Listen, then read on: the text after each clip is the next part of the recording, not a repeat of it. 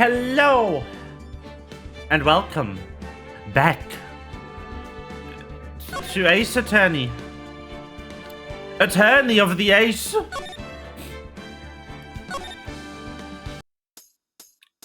Right.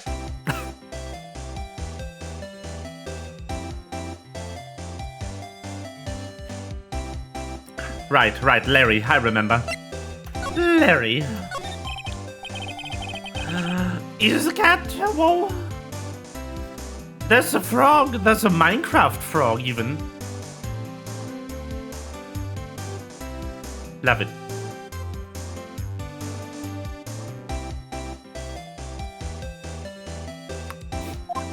Well, I forgot to read that. Anyway, you did it. If you weren't there, Larry, I'm sure Mr. Edgeworth would have been found guilty.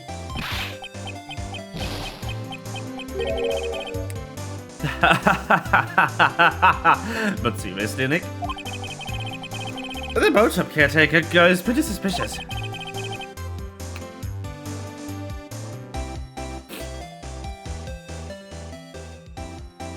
But loud, isn't it? But at the end of the hook yet. Let us spoil the mood, Larry. Hey, I'm just a guy sitting in the audience, you know? From where I was sitting, Eddie seemed pretty edgy. Ah! I mean, can you really know that he's telling the truth about that night? Nick? I don't know.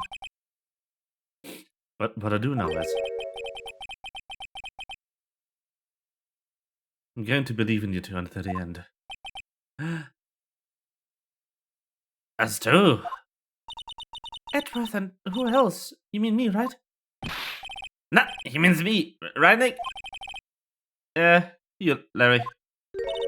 Not me? But why you, Larry? Huh? Actually, yeah, why me, Nick? Enough with the silent treatment. Nick, why do you trust Mr. Edgeworth so much? I mean, he's changed recently, true. But when we first met, he was kind of a jerk, don't you think? You didn't know him back then. Back when he wanted to become a defense attorney. Wait, was that when you two were classmates? Yes, in grade school. What's the song? I've never heard the song in this playthrough. I surely have heard the... It's not new, but like, you know... Did you know that there's an attorney Pokemon as well? Probably.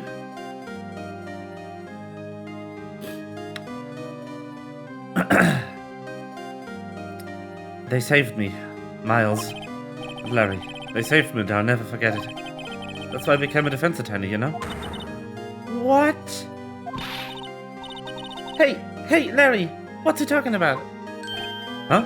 I'm sorry, I kind of forgot. Okay, Nick, up with it. I'm going to hear the story today, and that's final. Okay, it's kind of a long story, so hang in there. It was the very end of 3rd grade. I was on trial, a class trial. A class trial? Ho.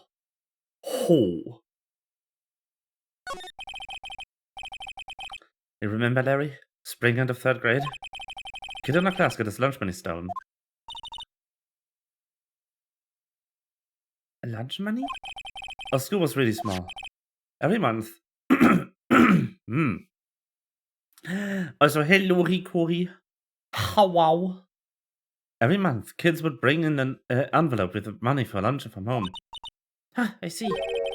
Anyway, this kid's envelope disappeared with $38 inside. Oh, yeah. Now that you mention it, I do remember. I can see why you'd forget though. You were out of school that day. Anyway, the envelope has been stolen during PE class. I was coming down with a cold, so I skipped PE that day.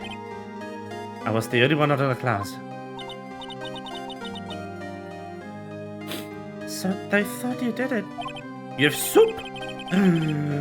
Soup! Where did you buy the soup?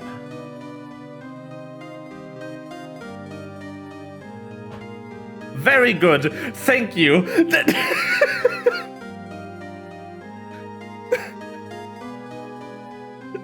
Perfect. Why are you buying soup at the clothes store?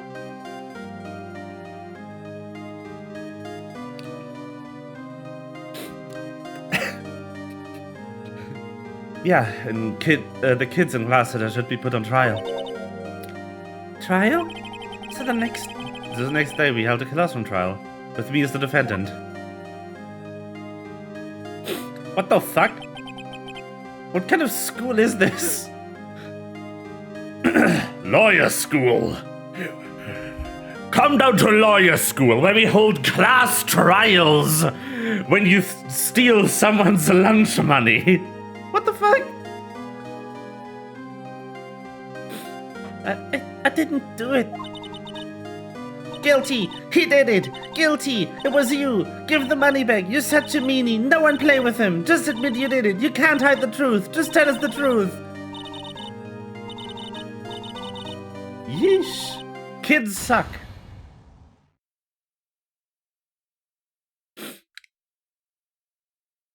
Yeah! Now, Phoenix, you know you shouldn't steal people's money. It's not right. In the end, even the teacher thought I'd done it. Go over and apologize, Phoenix. No, look at him. Oh, he's so sad.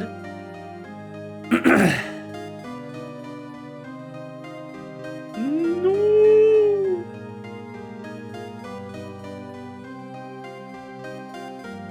I didn't know what was happening. I was so sad. I couldn't stop crying. Everyone was staring at me, like I'd done it. I tried to apologize. I went to where the boy was, whose money had been stolen, was sitting. That's when it happened. Objection! He shouldn't have to apologize. The only thing that belongs to the trial is evidence. Everything else has no place. You should all be ashamed. Amateurs! Is it time for tiny edgy? Miles? Yes! Look at him!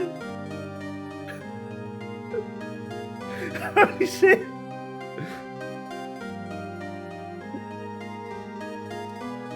Look at the boy! Look at the bean! It was his money? It was you who stole my money, wasn't it? No. Then you shouldn't apologize. Everyone's been shouting you did it, but no one has put in proof. That's by your honor.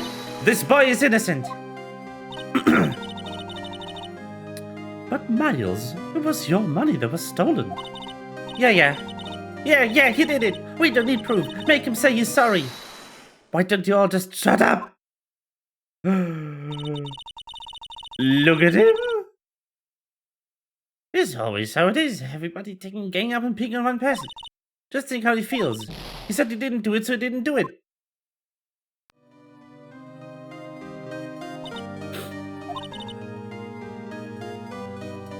Very well. I will replace the money myself. This class trial is over. That's how it happened. After that, the three of us were best friends. We actually wanted to hold a class trial once when I was at school. It was one of trainee teachers' final tests to become an actual teacher. And that lesson we wanted to make it a mock trial about a specific topic, but we didn't end up doing it. That's so sad. But still, who does that? You didn't end up doing it. The point of who does that still holds up.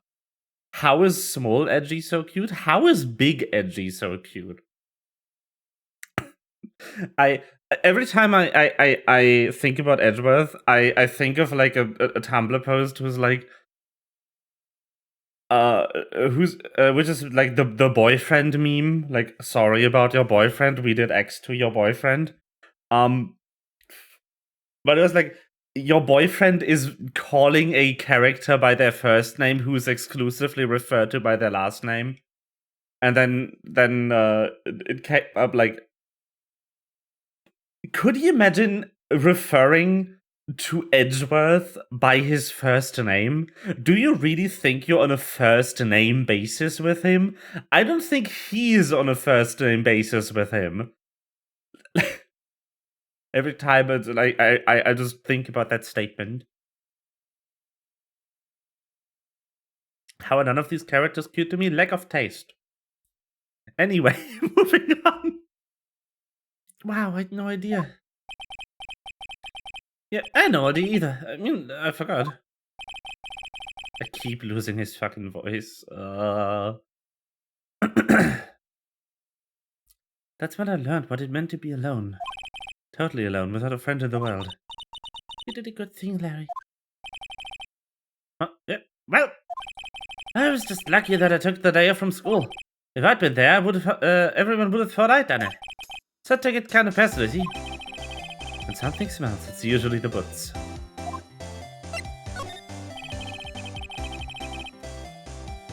Anyway, Edgeworth and I talked after the class trial. Yes, no taste. Continue. That's when I heard his father was a defense attorney. I also like that you basically implied that you have no other taste. Your only taste is Kafka. And since you didn't specify, I'm now going to assume you mean Franz Kafka.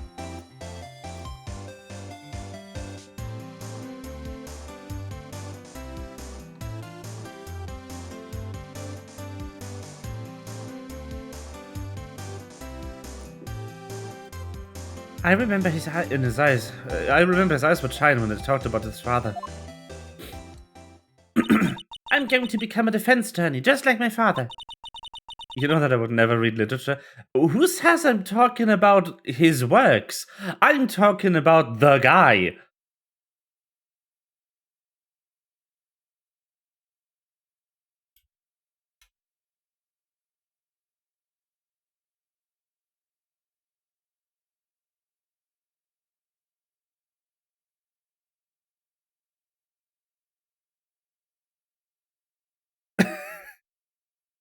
A famous defense attorney. But how do you manage to misspell an Austrian man's name this badly? His name is Franz, not Franz. And his last name is Kafka, not Kefka. That's a Final Fantasy VI boss. Also, high money.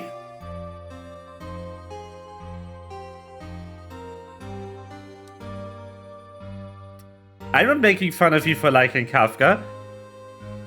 I'm making fun of you.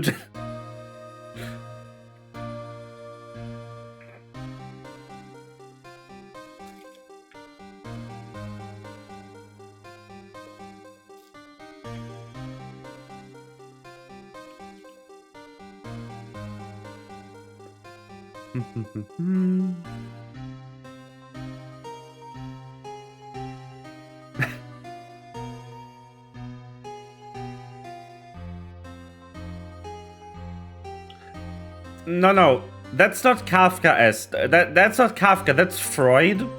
You're thinking about the wrong philosopher here.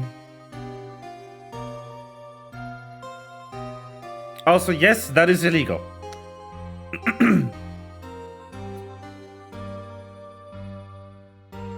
Then a few months later, he suddenly transferred to another school. The Deal 6 incident. Right, I'm not sure, but he transferred. The transfer probably had to do with his father's death. That's so sad. It was several years later when I heard Edgeworth's name again. There was an article about him in the newspaper. The headline was something like "Dark Suspicion of a Demon Attorney." Fabricating evidence, manipulating testimonies, covering up facts. The article said he'd do anything to get a guilty verdict. Anything.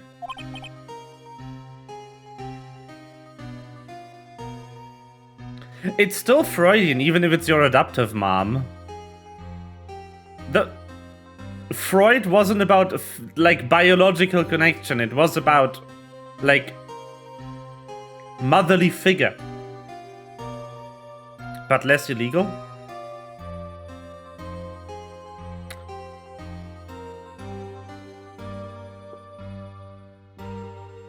I mean, you would still go to jail for associating with her because she's an interastral criminal. And that makes you guilty by association. So still legal, just a different way of illegal.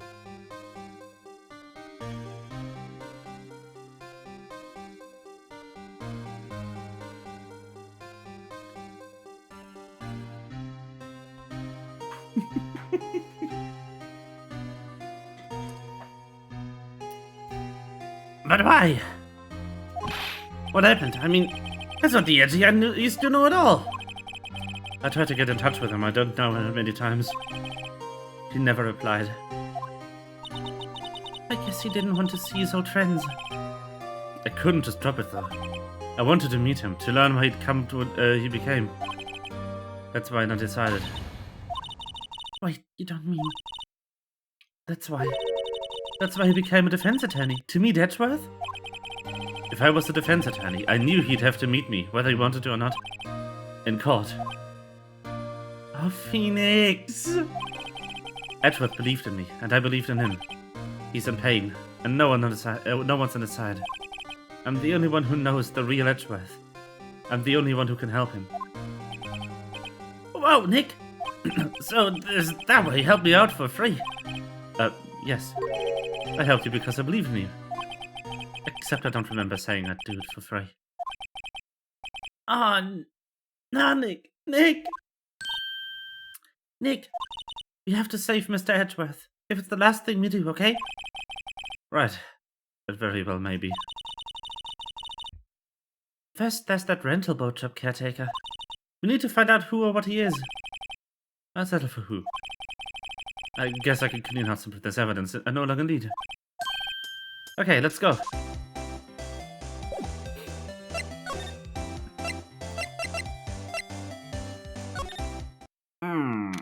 Grossberg. Whoever my defense attorney will be in the future is gonna have fun with me.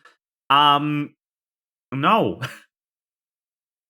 Unless you're really, really rich.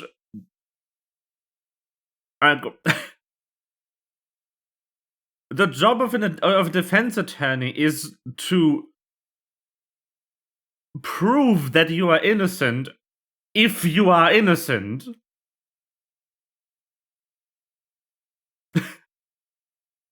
You know? Obviously, they are supposed to, like, assume their client's innocence to do their job. But if you just straight up walk in there like, yo, I did it, fucker, like, they're gonna refuse.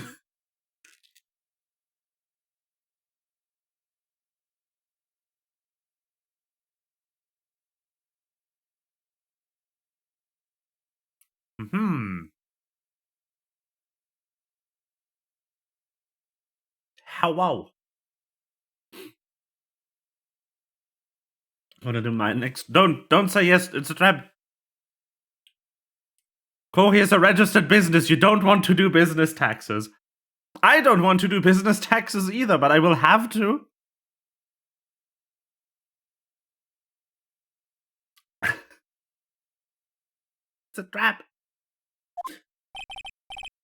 He's out again. When does he work anyway?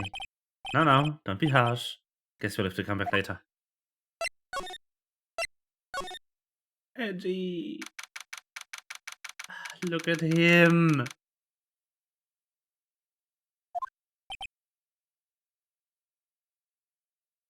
Do you want to be Corey's defense attorney instead?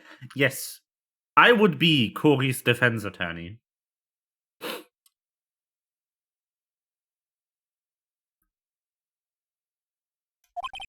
You look as grim as always. Oratrice mécanique d'analyse cardinale. Please. What? Huh? What does the Oratrice mécanique d'analyse cardinale have to do with it? Huh?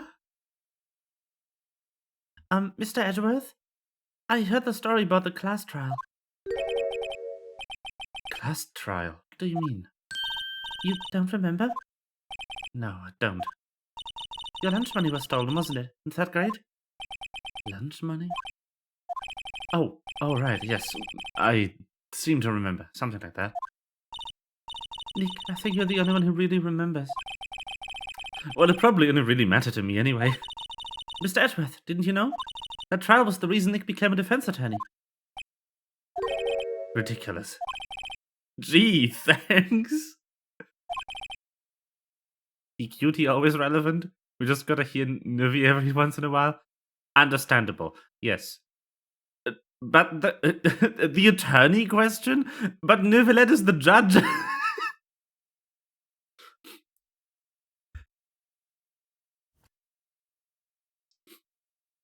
I just need one that's just objection, so people can spam me with it. But I also don't want to. But Nivelette is the judge. Actually, he's the chief justice too. Like, he's the head judge. I do, but do you have a sound clip for attorney? No, I do not. I'm so hesitant adding more sound clips to the soundboard because they usually get just spammed if I add them. And that's just... That said, it does sound like the kind of thing you do.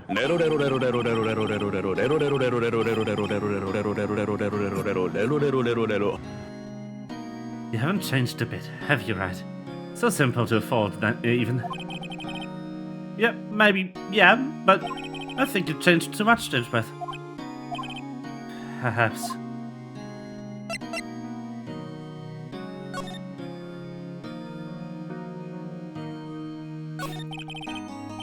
Hey, Edgeworth, why did you become a prosecutor anyway? You used to look up to your dad. You said you wanted to be a defense attorney, right? I couldn't let myself deny reality like you. What do you mean? My father was taken from me and you want me to defend him, criminals? I'm sorry, Wright, but I'm not that good of a person. One suspect was apprehended in your father's murder, right? Yes. The man trapped in the elevator with my father. His name was Yanni Yogi. He had to be the shooter, in any way you look at it. Yet he was found innocent. That defense attorney got him off the hook. That would be Robert Hammond. Yami Yugi!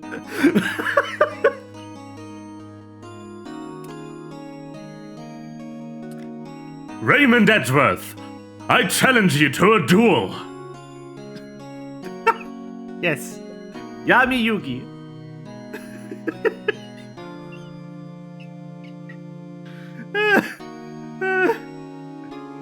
It was him, alright? On that day 15 years ago, the three of us were trapped in the elevator for 5 hours. My father was having a shadow duel against Yami Yugi, and he lost. When we were rescued, we all suffered oxygen deprivation and lost our memory of the murder. Just your memory. Even now, I can't recall what happened in that elevator. That was the crux of Yogi's attorney's argument in court. He claimed Yanni Yogi had been not sound of mind due to the oxygen deprivation. Yogi was released due to lack of evidence. Innocent.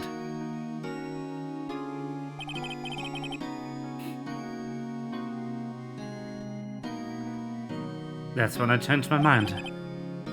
I started to hate defense attorneys. I mean, if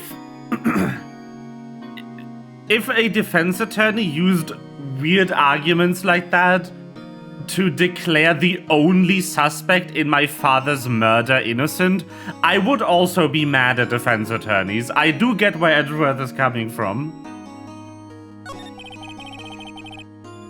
What's your relationship with Honkama? He's my teacher, and a man who deserves respect.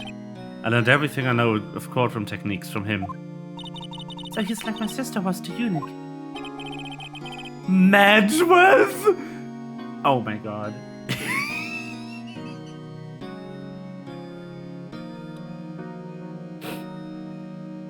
He's a perfectionist in all things. In court, in his personal life. He's obsessed with doing everything perfectly. Perfectly, huh? In all the cases he's taken on, none were left unsolved. And not one suspect was declared innocent, ever. But that's... I know. It's possible some of these suspects were indeed innocent. However, it is impossible for us to accurately determine that in every case. All Von Karma does is his job, to find the suspect guilty, perfectly. In any case, it's nigh well impossible to find a weakness in him. Should a weakness appear, he would do everything in his power to make it go away. Edgeworth, if what you're saying is true, you're headed for a guilty sentence tomorrow. He's right. Now there's no time to praise the enemy, Mr. Edgeworth. It's a strange situation in which I found myself, I'll admit. No kidding.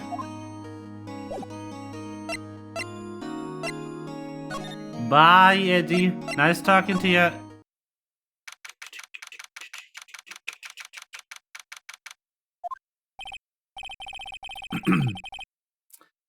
Looks like Detective Gumshoe hasn't gotten back yet. Gumshoe, he won't be coming back today. Really? You said there was some guy here to arrest for tomorrow. The boat shop caretaker. You shouted something about catching him if it's the last thing I do, pal. Good luck, Gumshoe. This song is so fucking good, too.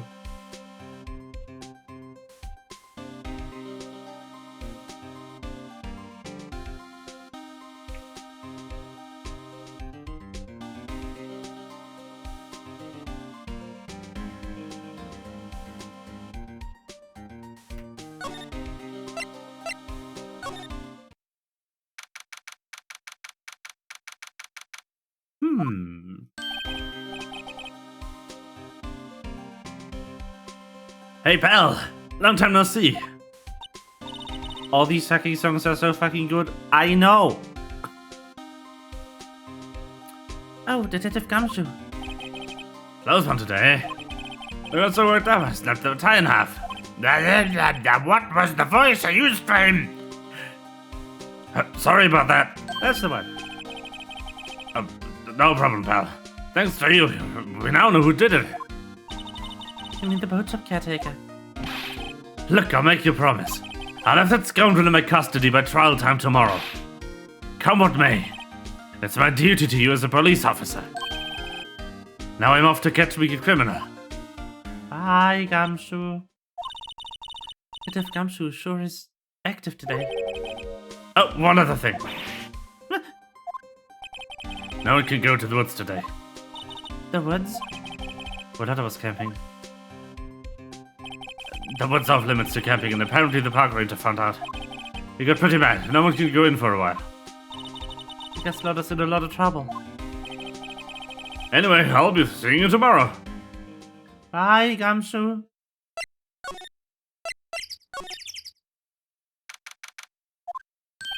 Huh? The steel ice saw is missing. Ice saw? I said the hot dog stand is closed too. Guess Larry's too busy worrying about Mr. Edgeworth to show up for work. I almost forgot. Hold on. Boop! Oh my god. I was booped. Yes, favorite plant. Well, same message as previous day, okay. The plant is important. Not for any trials, just in general.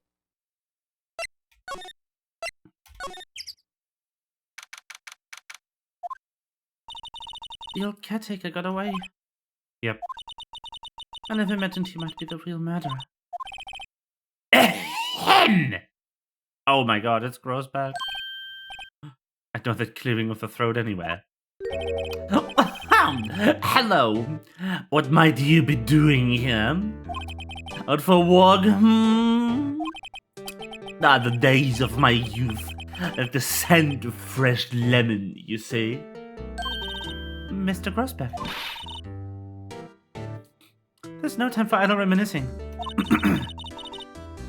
Mr. Edgeworth's trial ends tomorrow. That is true, yes. Well, from what I saw of today's trial, Edgeworth should be fine, right? Well, not so sure about that.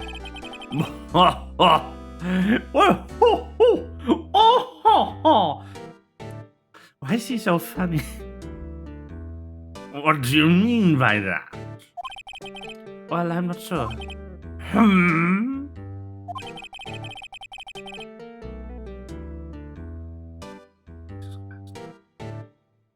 If you find anything out, come by my office at once. I may be able to offer you some assistance. Thanks. Bye. What do you think Mr. Grossbeck was doing here anyway? Who knows? I also just love that he's money bags. Also, since Corey appears to have briefly disappeared, I'll let you in on a secret. I like Kafka too. I'm just not that horny for her. But I think she's a pretty good character. Don't tell Corey though. A secret. Shh.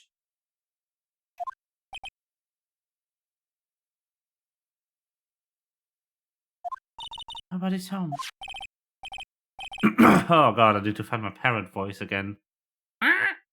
Hello. Hello. No! Don't you dare. You will get bonked. Bamboozled even. Hey, it's Polly. I wonder where your owner's gone, Polly. Mello. Mello. I can't believe he'd run off and leave his poor parrot to fend for herself. Hello. Hello. Ah! How dare you? Now you'll get double bonked. Just left.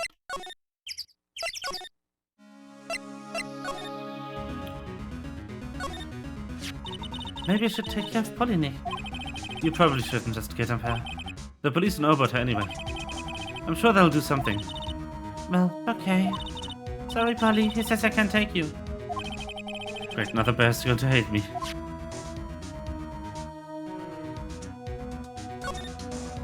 That reminds me, Nick. Polly here knows the number to the safe, right? Yeah, that's right. Polly, what's the number to the safe? 1, 2, 2, 8. Let's open it, Nick. Come on. I'm sure there isn't any money in there. Aww. But hey, he keeps it locked, right? So there must be something value in here. I'm not so sure. Okay, Nick. Let's see what's inside. I guess there might be a clue or two. The only thing in here is a letter. A letter? Ah, boring. There's no name or signature on this thing. It's handwritten in very precise, clear letters. Get your revenge on Miles Edgeworth. Edgeworth? I'm pet and booped. Oh no. Nick, why would Mr. Edgeworth's name be in here? How should I know? I'm going to read the whole thing. Get your revenge on Miles Edgeworth. It also says this is your last chance.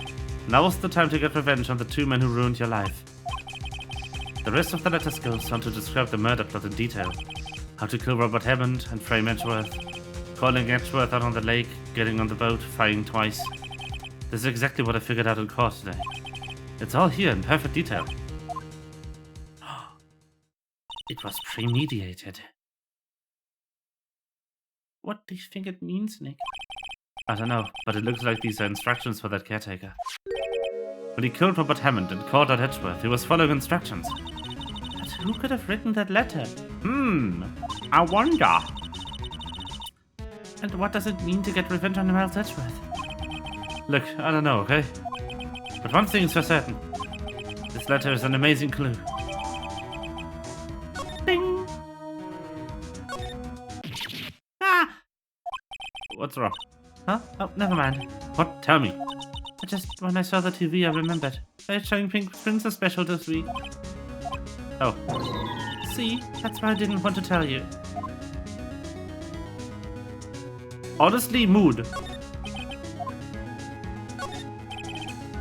Everything is cold. Looks like he didn't turn his heater on.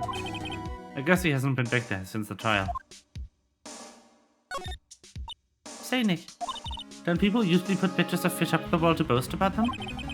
Yeah, I guess so. You mean pictures of the fish they caught, right? Right, but don't all the fish on the wall here look really puny to you? Well, you know what they say. You should have seen when they got away. Except that one they got away from us with the taken. We did see him. Why do I feel like we're having two different conversations here? It doesn't look like he used this kitchen much. You're right. I guess the whole pasta restaurant thing was a lie. What do you think? What, you thought he was telling the truth? Yes, senile old men always tell the truth, don't you know? Fuck.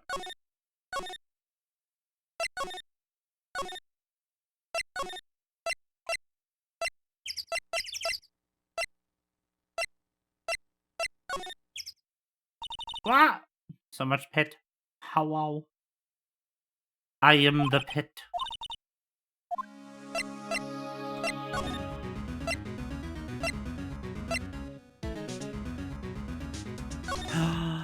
Oh, yes. Good.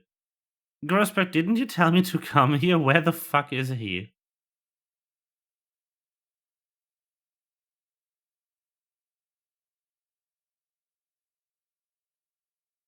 Ha.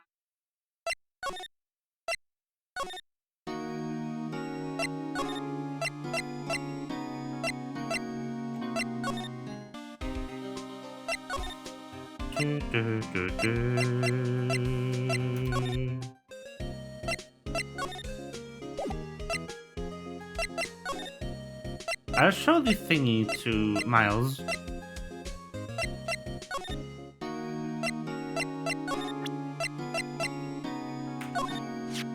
Edgeworth, see this letter?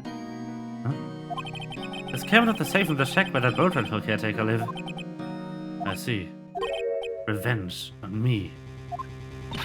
Who's that old guy anyway? I don't know. Could he be an innocent defendant you got declared guilty or something? Nice, right. But I don't remember that old man. Not at all.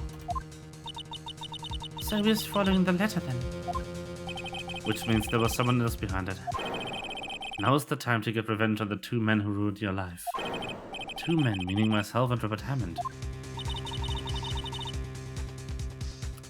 It also says this is your last chance. Last chance? Wait, maybe. Maybe he's talking about the statute of limitations of the DL6 incident. Wait. Wait, that old man. What is it? Do you know who he is? Yogi. Could he be Yogi? Yogi? The suspect in the DL6 incident. The one who was found innocent. Remember. Yanni Yogi was a court bailiff at the time. We just happened to be in that elevator together 15 years ago. Yami Yogi. Yes.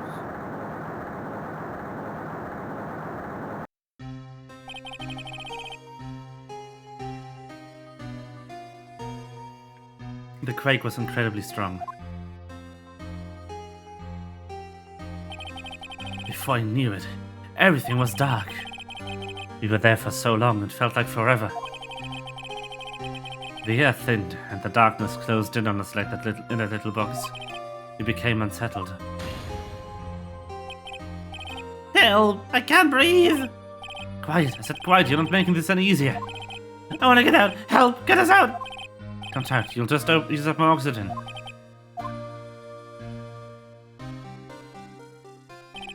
That's all I remember.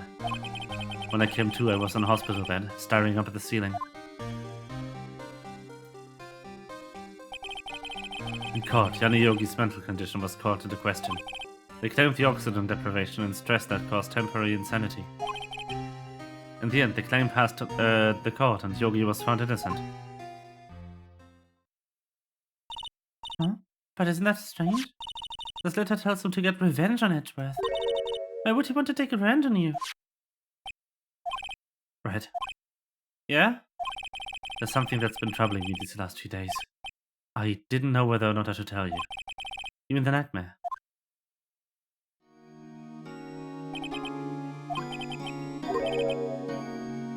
crime you committed.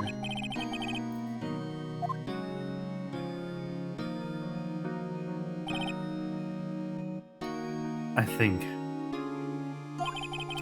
the time has come to tell all.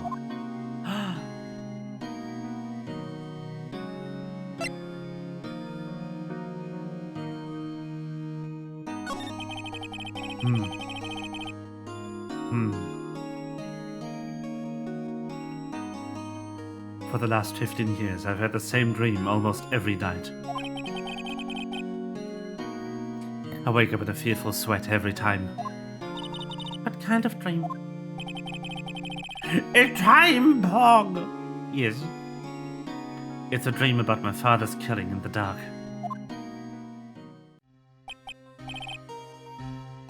Yeah.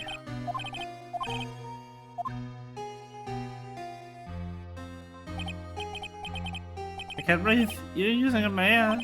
What? Stop breathing my air. I'll stop you. What? What are you? Stop breathing my air. No. Father. He's attacking father. Then I see the pistol lying by my feet. I don't know if it was evidence from that day in court of the bailiffs. In a daze, I pick up the pistol. Get away!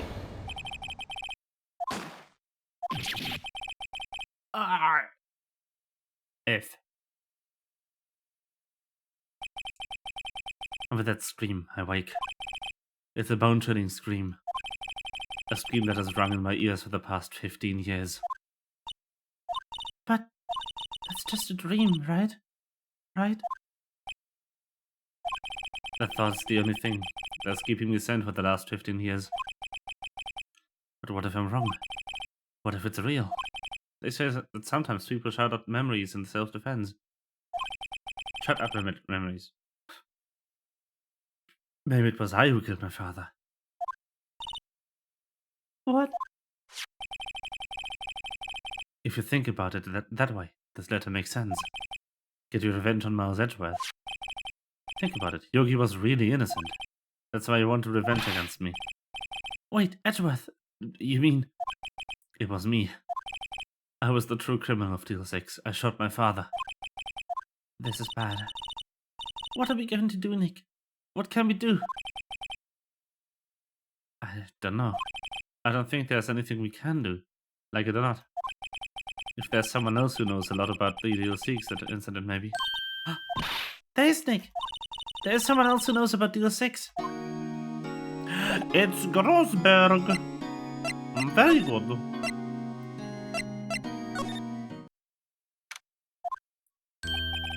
Mr. Grossberg. Hello there. What is wrong? You look troubled. No kidding, I can't believe you're not. My.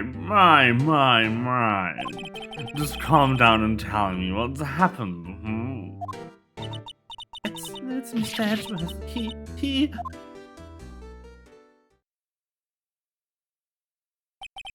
I see. So Edgeworth dreamt he shot his own father. It's only a dream. Only a dream. I wonder...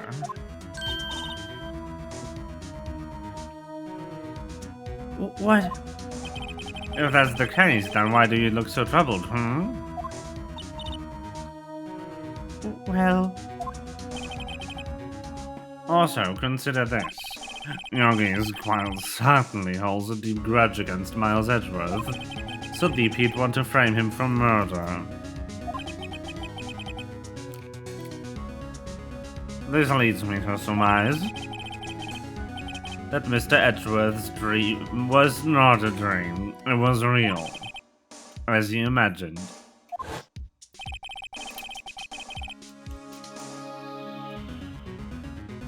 He threw the pistol to save his father.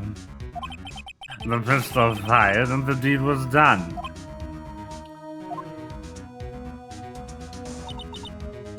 No, I don't believe it. Yogi was suspected of murder and his career as a bailiff was irrevocably wrecked. Thus he sought revenge on Miles Edgeworth. This was his last chance, of course, with the statute of limitations to close. What the fuck does the statute of limitation have to do with getting revenge on someone? You can still get revenge on someone more than 15 years later. The fuck?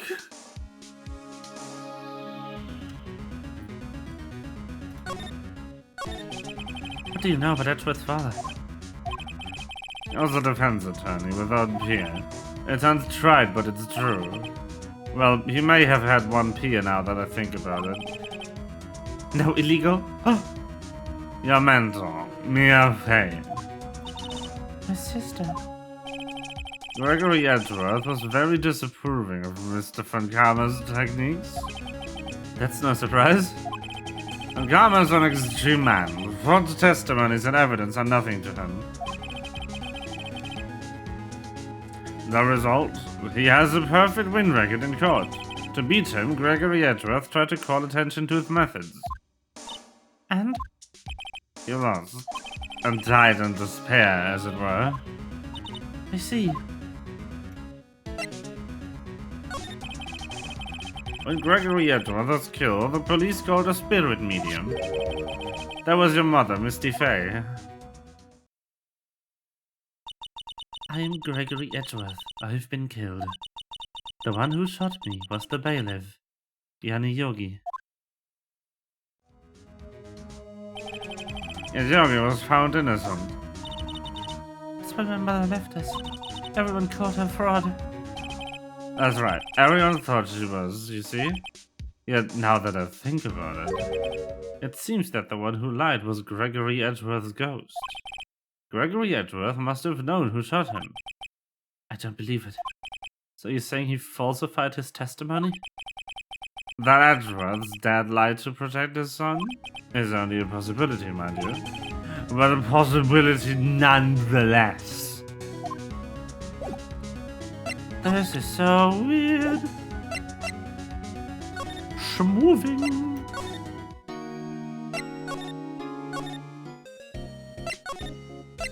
Anything here have a new title card? No?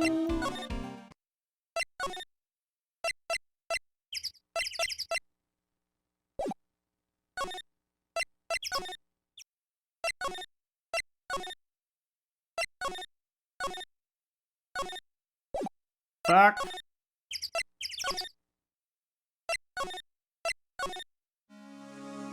Nope. Great.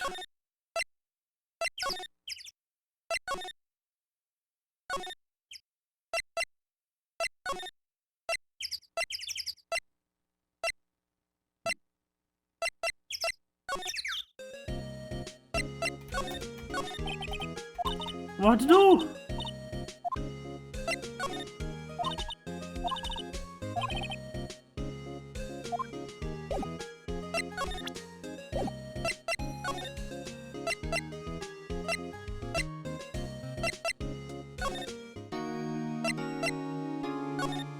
No. Nothing exciting to use either.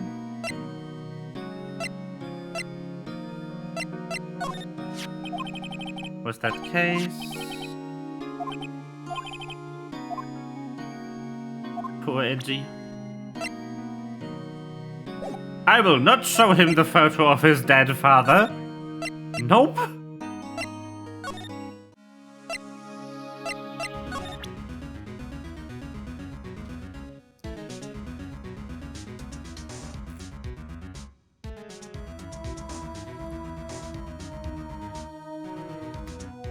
No.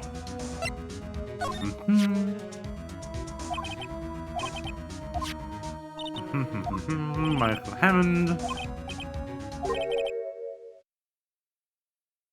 Did he find his clients for his own sake? Huh? He never trusted his clients, that one. The only thing he trusted was his own ability. But he got his client found innocent, so why should it matter? Actually, my dear, it's quite different. He won that innocent verdict, but for no one but himself. Yogi was a free man, but socially he was ruined. How? You understand soon enough. Wait, what is it? This letter. I've seen this handwriting before, a long time ago. Whose handwriting was this? Do you have any idea who wrote this? Von Karma! Could it be Manfred von Karma? Von Karma? Why would she have something to do with this? Well, I'm not sure. Von Karma. Wait, you're right, my boy. This is Von Karma's handwriting. I'm sure of it. I used to see it all the time on court reports. What? But that means the one who told Mr. Yogi to kill was... Correct. Manfred von Karma himself. Money, why would you do such a thing? What does this mean, then? Why would von Karma want to frame Edgeworth?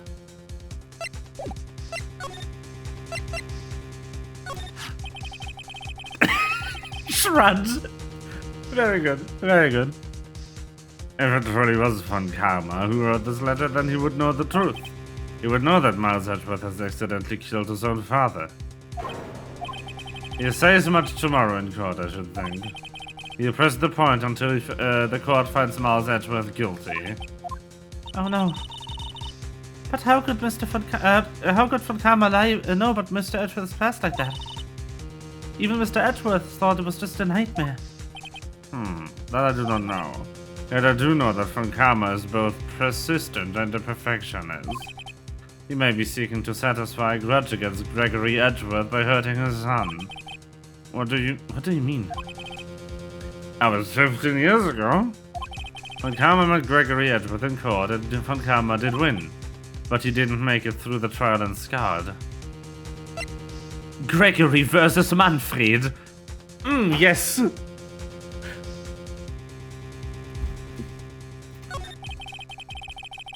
What happened at the trial between Edgeworth's dad and von Karma? Von Karma got the guilty verdict he wanted. She won the trial. But Gregory Edgeworth accused von Karma of faulty evidence. And thought he loyal to the trial, Mr. Edgeworth's accusation stood. Faulty evidence? Was the only penalty von Karma has ever received in his career as a prosecutor.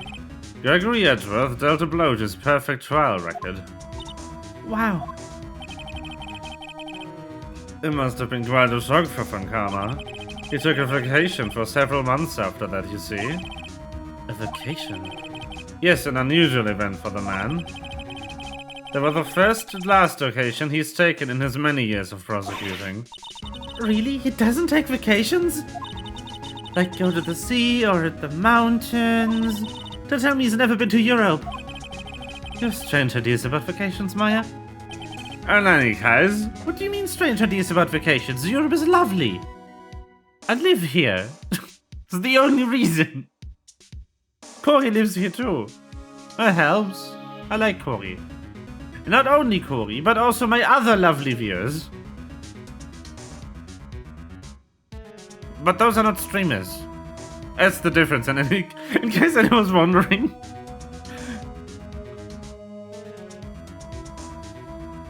In any case, that was the one time he took a vacation from work. I believe the penalty upset him quite a lot. Odd. If he wanted to keep a perfect record so badly, why would he take such a long vacation? Barely. What do we do, Nick? Von Karma is going to bring up the deal 6. You can't bet. You can bet on it. What if Mr. Edgeworth pleads guilty to deal 6?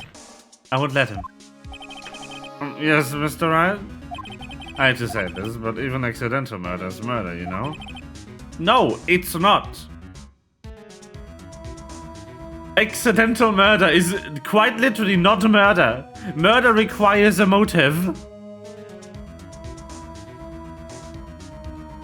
I know that. I just believe in Edgeworth's innocence. I can't believe he'd kill someone. But Nick...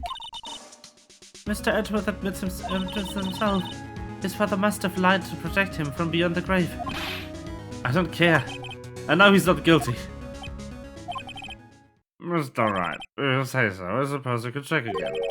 The police files might hold something of interest. Mr. Grossberg, thank you. I can't promise anything. In fact, I think the chances of finding something are slim. Understand.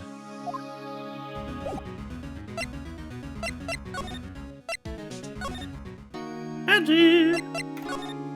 What the fuck?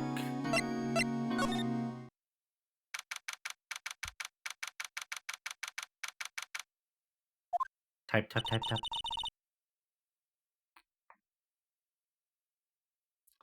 There's hardly anyone here. Everyone must be out looking for the old guy, Yogi. Ah, it's you! I don't think Gumshoe will be coming back today. He's staying out late looking for someone. Sounds like Detective Gumshoe is pounding the pavement for real. We were wondering if you could check out the records room again. Well, now, we can't have just anyone wandering around there. But I guess Mr. Funkama is here now. Anyway, you can go in as long as he's there. Funkama? Yes, he just arrived, actually. Funkama's in the records room. Nick, let's hurry!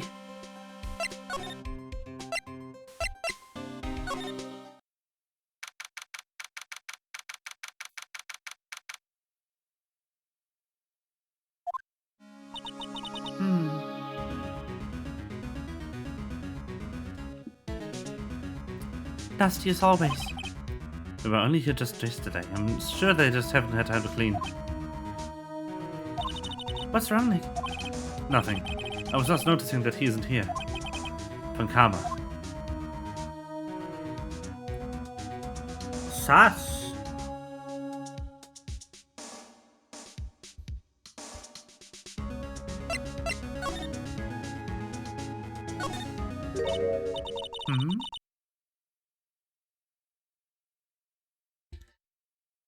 One of the drawers here is open. Someone must have been looking in it recently. The label says unsolved cases evidence. Unsolved cases. Nick, the file for DL6, it's completely empty. What? What are you doing in here? Funkama. You. How do you know my name? Have we met? What are you saying? We see each other every day, don't we? We're Miles Edgeworth's defense team. A defense team? I beg your pardon. You say I rarely remember defense attorneys. They are like bugs to me. Needless things to be crushed. I can see how this guy was Edgeworth's mentor. I don't like him looking straight on at me. This makes me uncomfortable.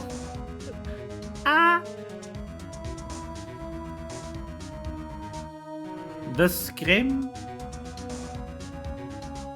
in Snake.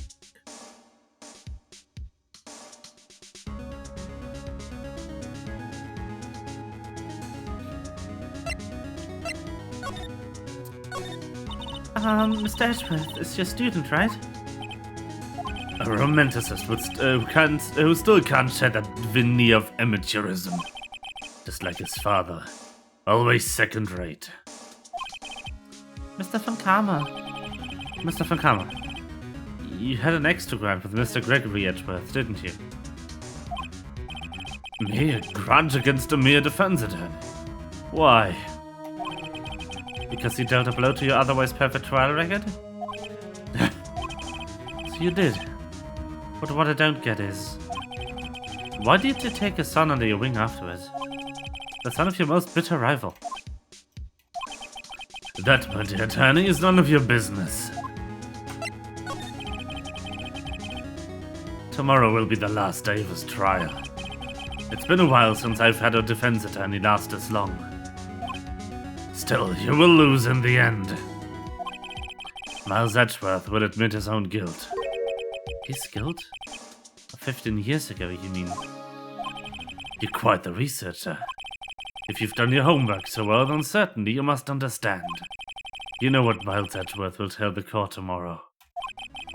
You are right. So Funkama is going to bring up the DL6 in court tomorrow.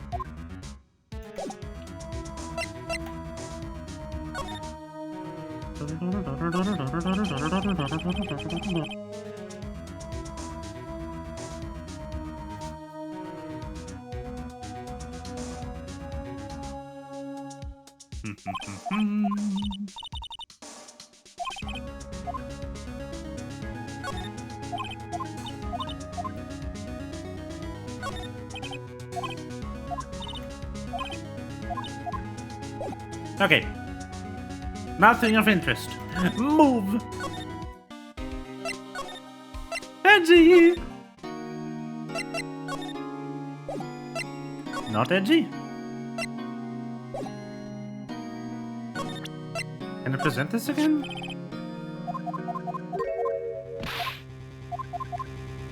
Nope.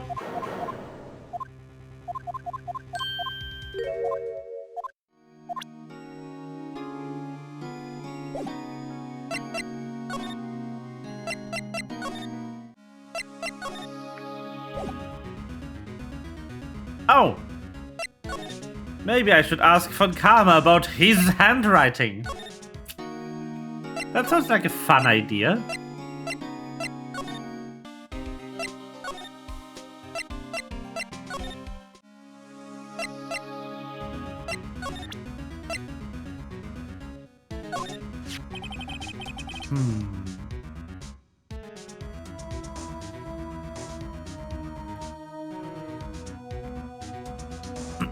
Mr. Von Karma, have a look at this. This was you, wasn't it? You instructed Yanni Yogi to commit murder. Yanni Yogi. How many years has it been since I've heard him called that by that name? He's a fool! I told him to burn it after he read it. So you admit it? You wrote Mr. Yogi this letter? Yes, my dear defense attorney.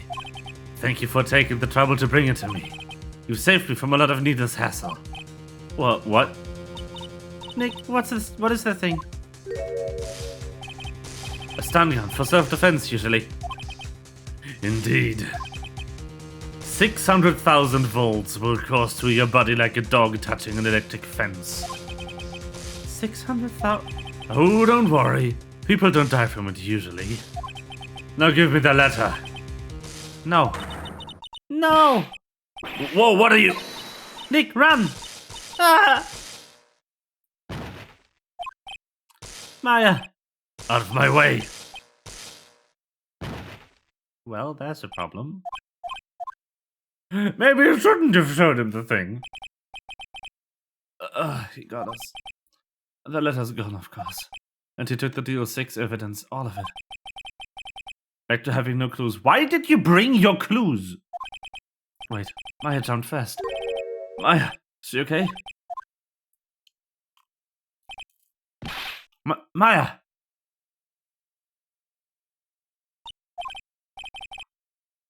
Maya, open your eyes. Maya! The letter, did he take it? Oh, yeah. Are you okay? I couldn't stop him. I jumped as fast as I could, but one shot from that thing knocked me out cold. I'm useless. I'm no good as a lawyer or a medium. I can't even call my sister. Not even now, when we need them most. I wish I hadn't woken up at all. Maya! No!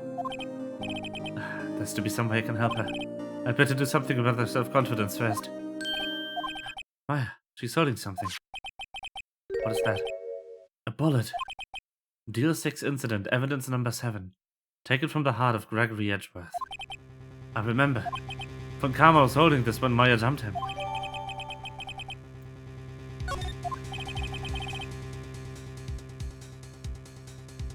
Normally, this is a crime. So is instructing a person to murder someone. Yes!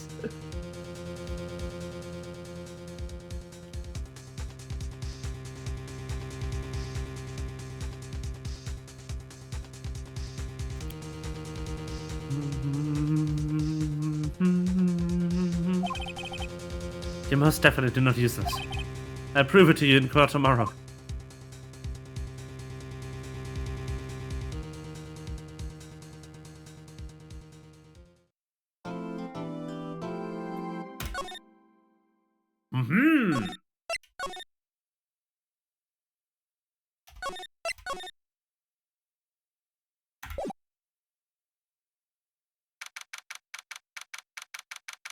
The final trial of this case.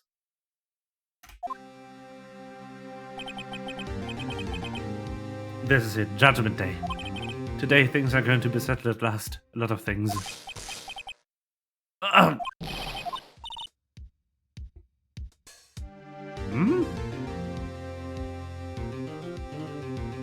What's the big deal? Sorry, Nick. I need to touch your shoulder. I guess the shock hasn't worn off from my run-in with the stun gun yesterday.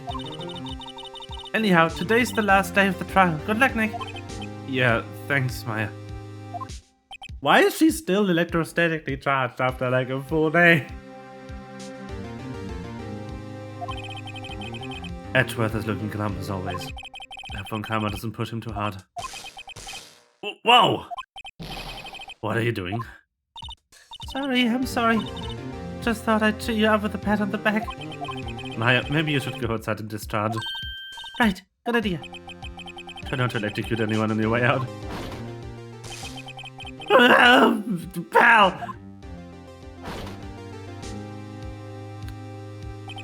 What's gotten into that girl? Detective Gumshoe. Morning, Mr. Edgeworth. Good morning. How did it go, Detective? I have no fear. As promised, I've captured a runaway caretaker. I just brought him in. Took all night, pal.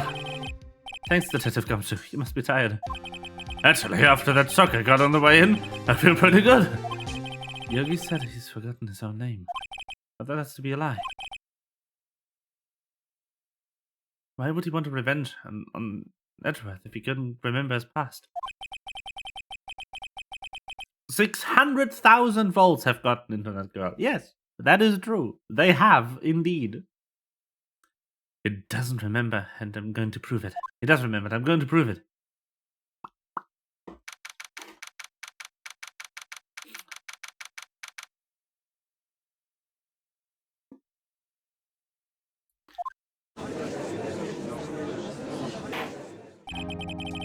Court is now in session for the trial of Miles Edgeworth.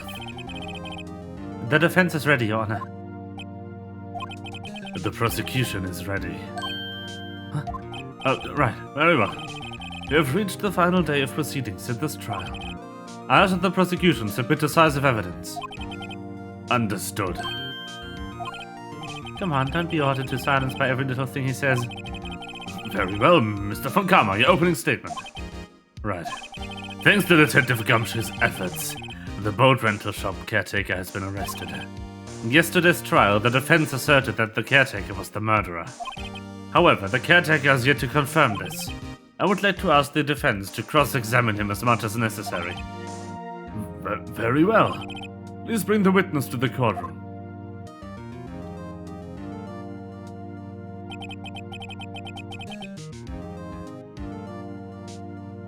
Ladies and gentlemen of the court, I believe you all remember our witness. He lives in the boat rental shop on the lake from where he witnessed the incident. In addition, he has currently lost memory of his name and identity. Witness, why did you run away yesterday? The witness was not running away, as he will now testify. I see. Very well, please begin your testimony.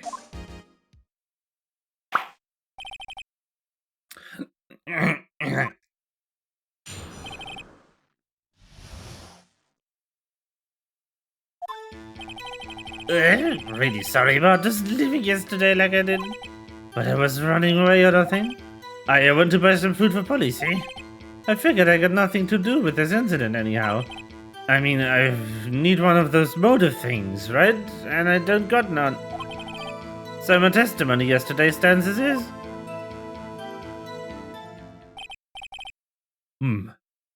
Very well. Let's begin the cross-examination, shall we? Yes, to know his name. Yanni Yogi. You are Yanni Yogi, and I'm going to prove it.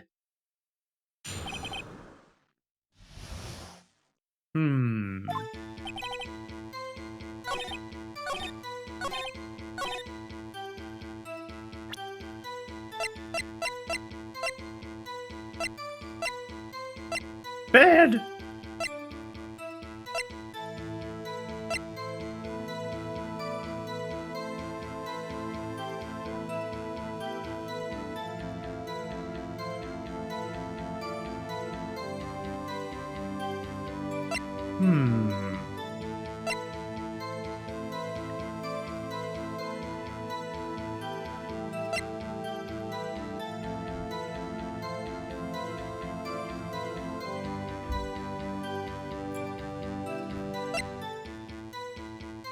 I love how the description for this bullet is like, there's ballistic markings on this, you fucking idiot.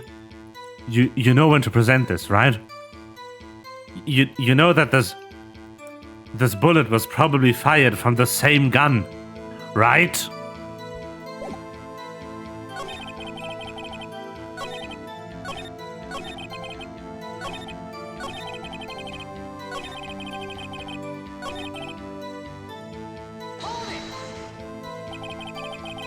I'd call what you did running away and not just leaving.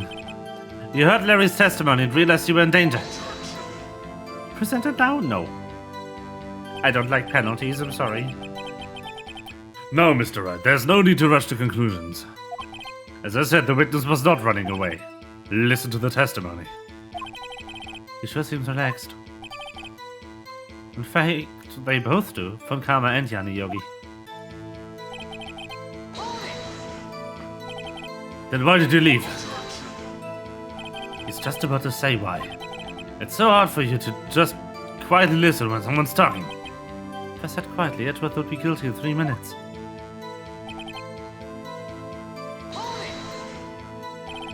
Food. Well, Bully's a bit of a gourmand, you see. She only eats these high-quality bird pellets from France. They only have them in the big pet shop downtown. But you weren't arrested until this morning. Why didn't you go back to the caretaker's shack? No, well, you kind of got lost, you see. The witness has trouble remembering things sometimes. When the police apprehended him, he was on his way back to the shack. Yeah, right. Nice try, Von Karma. No one is going to believe that. Oh, was he? So he was lost. Please, Your Honor, come to your senses.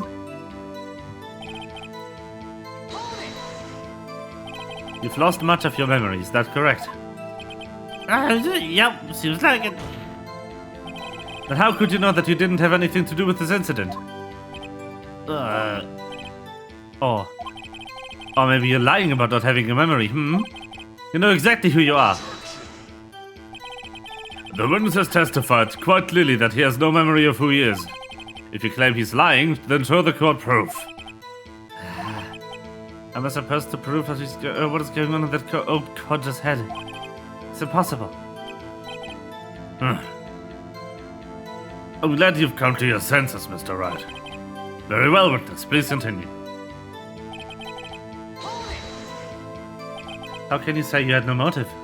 I say you do. You had a grudge against Edgeworth, the victim of Rabbit Hammond. That's why you took revenge on them, right? Please don't make me repeat myself, Mr. Wright. This witness has no memory of anything beyond several years ago. He can't hold a grudge, it's impossible.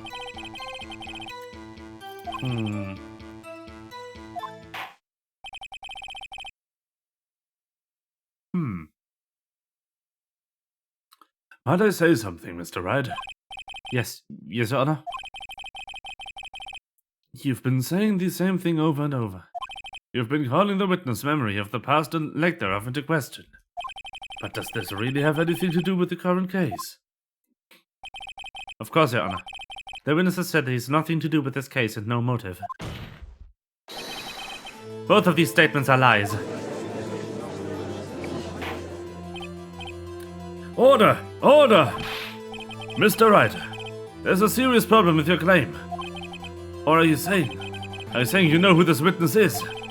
Of course, Your Honor. Ho ho! Now this is interesting. I would like to know myself, so who is he? Don't play dumb, Von Karma. He is Yanni Yogi. His name is Yanni Yogi, a former court bailiff. Yogi? Your name seems familiar. That name seems familiar. Oh. Yanni Yogi from the DL6 incident. It figures the judge would have heard of it. Was such a famous case.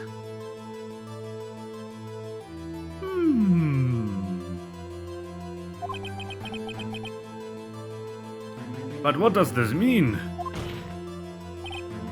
Your Honor, if this man is Mr. Yogi, then he has a clear motive.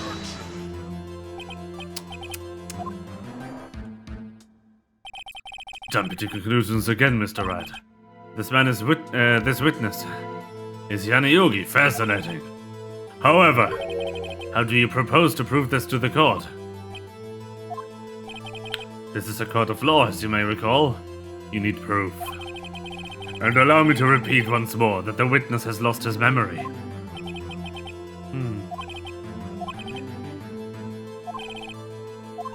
Nick,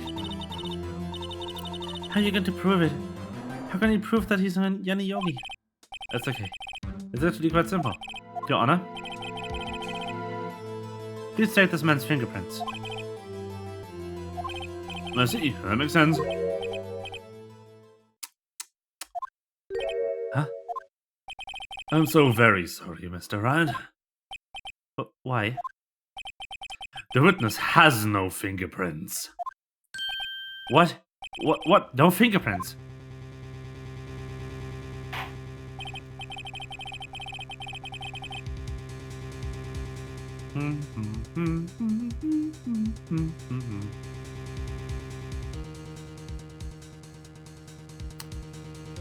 You see, before I worked as a caretaker, I worked at a chemical plant. I hurt my fingers working with the stuff. Yep.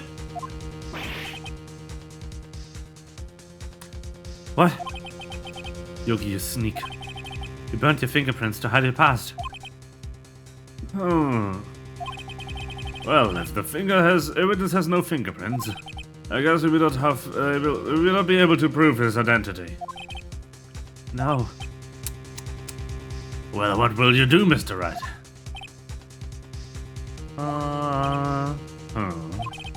It seems that the case has been decided, no? No. I know what happened. I know everything.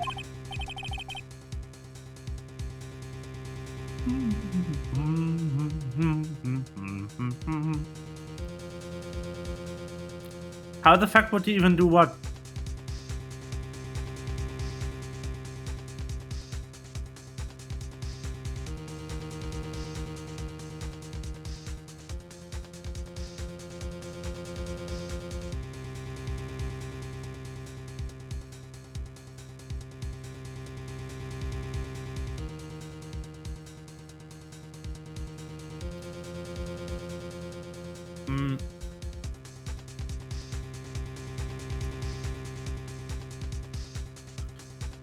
Who said permanently?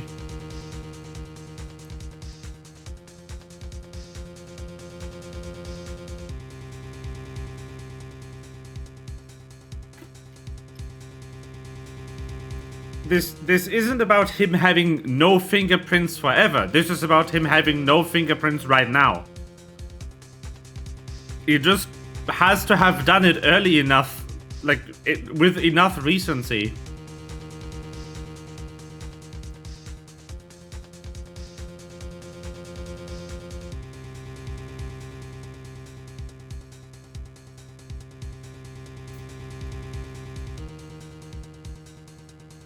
Yeah.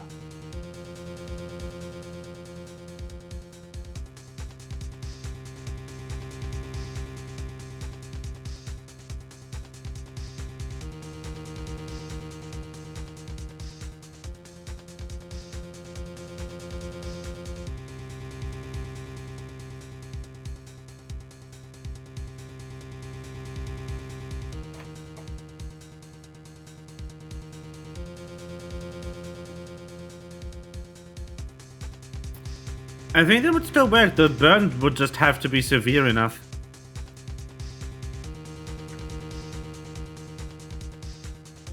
Like, obviously it has to be a second or higher degree burn. Otherwise the fingerprint material would not even be removed.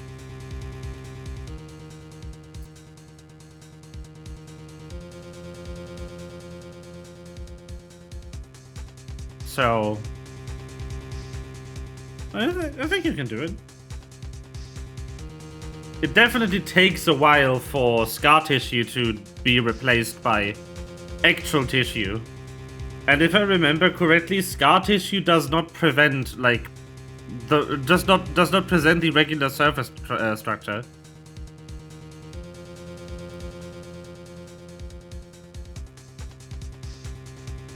think that definitely works. I remember something like that.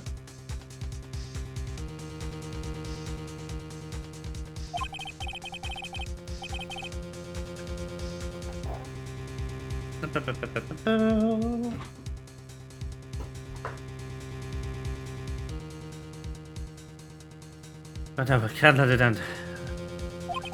There's to be another way. There's no one who can testify as to who this witness is. No one. Nick, what are we going to do?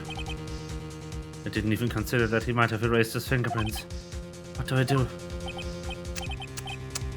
Well, Mr. Wright, perhaps you'd like to cross-examine his parrot for a little comic relief, hmm?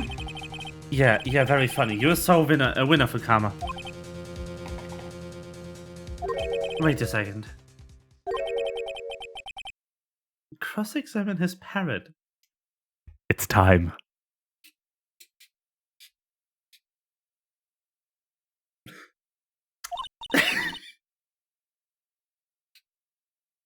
It's time for why this is the best trial in Phoenix Wright history. Yes, you arrived at perfect timing. What is it, Nick? No, you're not going to... Your Honor? The defense would like to take Mr. von Karma up on his proposal. Take Mr. von Karma up on my proposal? Exactly, Your Honor. I would like to cross-examine the witness's pet parrot.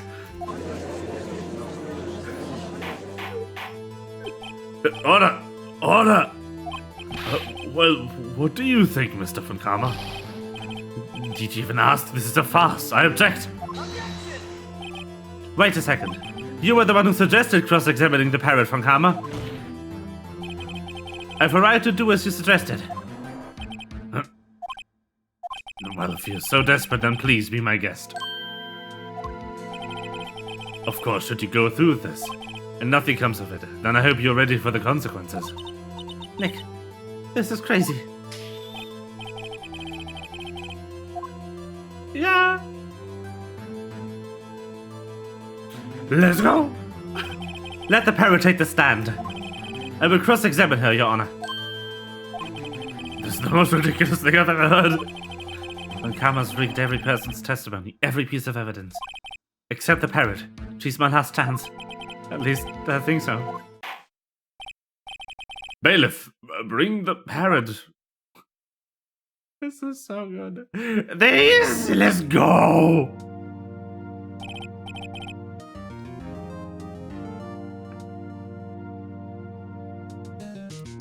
That's quite a bird. Please tell us your name. Please, tell us your name. To do it. Bird. Name. The witness is ignoring me. It must hurt to be ignored by a bird. Very well, witness. Who is your owner? Please testify to us.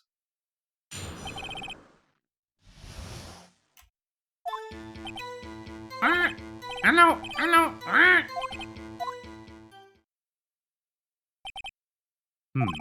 Certainly the most concise testimony we've had so far. Very well, begin your cross-examination. Right. What are you going to do? I don't know. What do we do, Maya?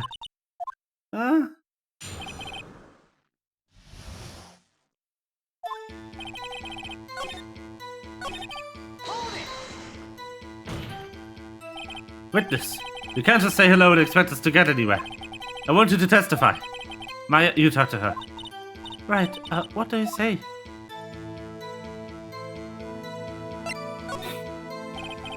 Maybe we should get to say her name. Polly, what's your name? Polly. Mr. Wright, I think we established that this parrot name is Polly. Does this have anything to do with her owner's identity? Sure. Yes, it does. Ah, fascinating. You claim that the parrot's name will prove her owner's identity? And show us this proof. Nick, don't you think you're taking a little too far? Listen, we're not here to answer the question of who's the caretaker. We're here to prove that he is Yanni Yogi. After all we have to do is tie the name Polly to Yogi. Your Honor, The proof that the parrot's name reveals the caretaker's identity is...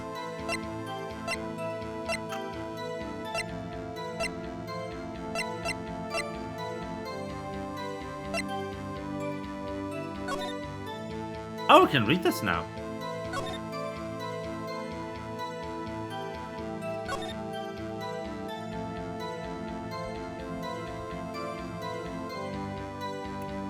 Gianni Yogi, court bailiff, trapped in an elevator with Edgeworth. Memory lost due to oxygen deprivation. After his arrest, fiancée Polly Jenkins committed suicide. The Deal 6 case file. That's quite a large file you have there. Which page is this proof of that? Very well. Mr. Wright, please show us the page. We're in this file. Suspect data. It's on the suspect data page. This page has all the information about Gianni Yogi. Right after he was arrested, his fiancée committed suicide, see? Indeed, it does say that, yes. What was his fiancée's name? Holly Jenkins. Holly! Exactly, Your Honor. He wanted to remember the name of his fiancée who had committed suicide. That's why he named his parrot after her. I see. I guess that is possible. Bah! Mere coincidence, that is all. My granddaughter has a dog she calls Phoenix.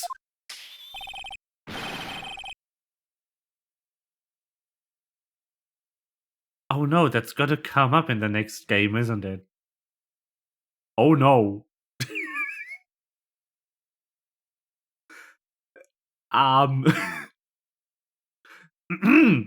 Moving on. Well, Mr. Phoenix Wright, what does this make you say? What does this make you my granddaughter's fiancé? She's only 7 years old. Indeed. I never made this connection. Alone is a little weak for evidence in a murder trial. We would need some other corroborating evidence. Where am I going to find that? Nick, we're getting closer. One more, if we can just get...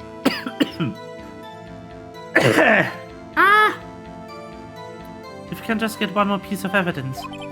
Right, but what? Very well, witness. You may continue. Very well, witness. You may continue. Well... there's only 2 statements,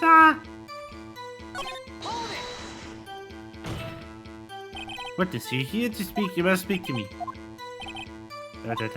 Well... Okay, just do this again. Right. Have we forgotten something? As I recall, 2 days ago.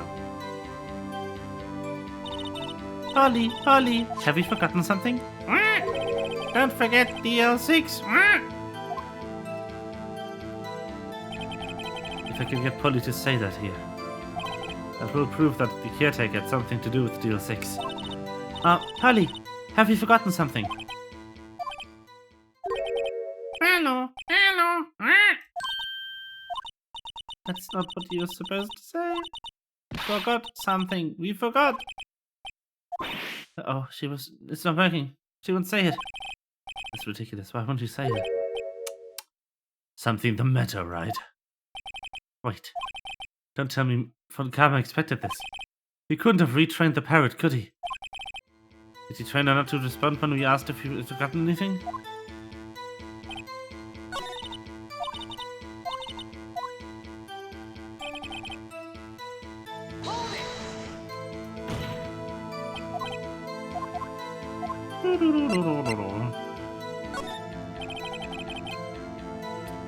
Number of the safe? Huh? The safe? Why? Let's just try and get her to say anything, okay? Polly, what was the number of the safe in the shack? 1, 2, 2, 8. 1, 2, 2, 8. My, what a reckless parrot. Well, Mr. Rudd, we aren't claiming that this number has something to do with the caretaker. It does? Actually, it does. That's why I had to say it. Ridiculous. How can the number to a safe tell us who the caretaker is? Show us your proof.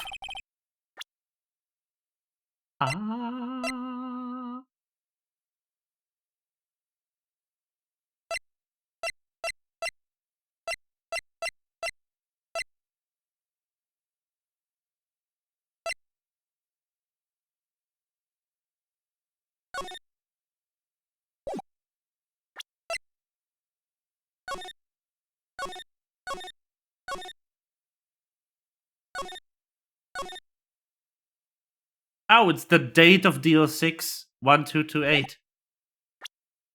It's the case file again. The deal 6 case file. What is this obsession you have with that case? Mr. Wright, where in this file is something related to the safe number? The summary. It's on the case summary page. The case summary? Specifically, the date on which the deal 6 incident occurred. The date of the incident, December 28. Why, that's today's date. 15 years ago. And the number on that safe is 1228. Huh! Use the date of the deal 6 incident as the number for the safe, Your Honor. That's how important the date was to him. I see. It certainly is an interesting coincidence. People often do set their secret numbers to dates. Objection. Bah! There's no tangible proof.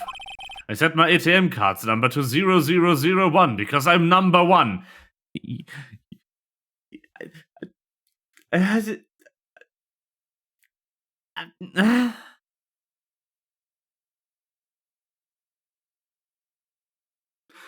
Well, not anymore.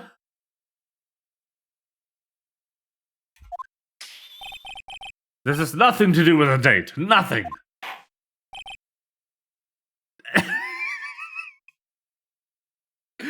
You maybe shouldn't proclaim that in a full courtroom, you fucking idiot. Time to go steal Von Karma's credit card. Let's go. That's enough. I think we've reached a conclusion here. There's a mere coincidence. That's all. True, that is a possibility. However, two coincidences at the same time seem to more like a pattern to me. What are you saying? Summon the caretaker of the boat shop. Immediately.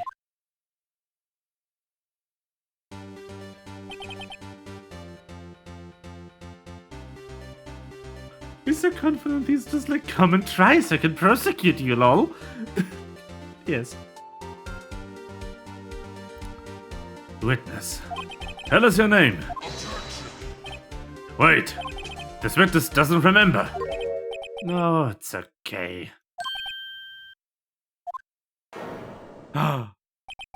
I've accomplished what I wanted to do. I'm done.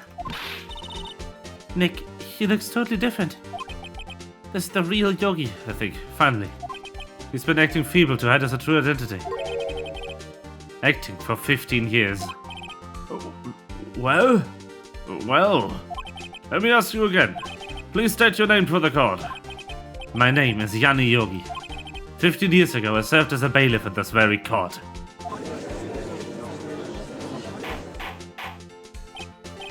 Order! Order!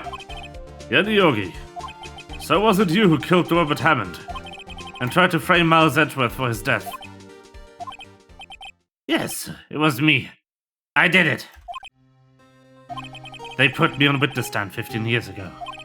Robert Hammond, he said it was mentally unsound. He told me it would make me innocent, get me off the hook. Beck? Hello?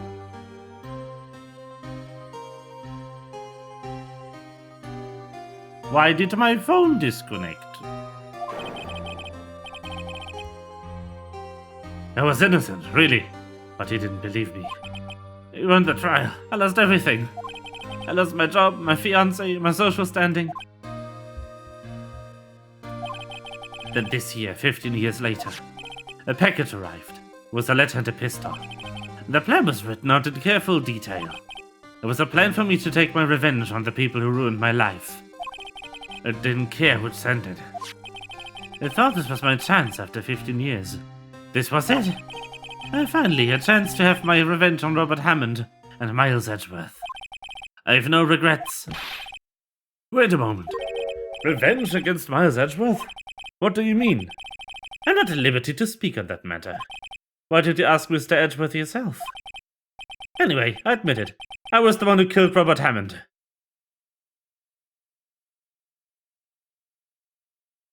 It's true in America. In America, it's common to get sent a random gun into murder plan. It's getting rather annoying, to be honest.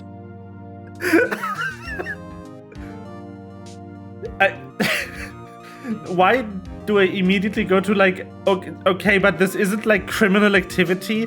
That's just the government is doing that. Like, instead of being selected for jury duty, you're being selected for execution duty.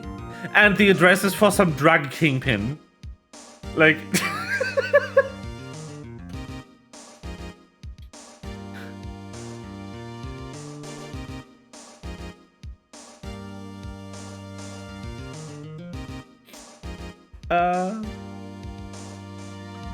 Onkama, where's Mr. Yogi?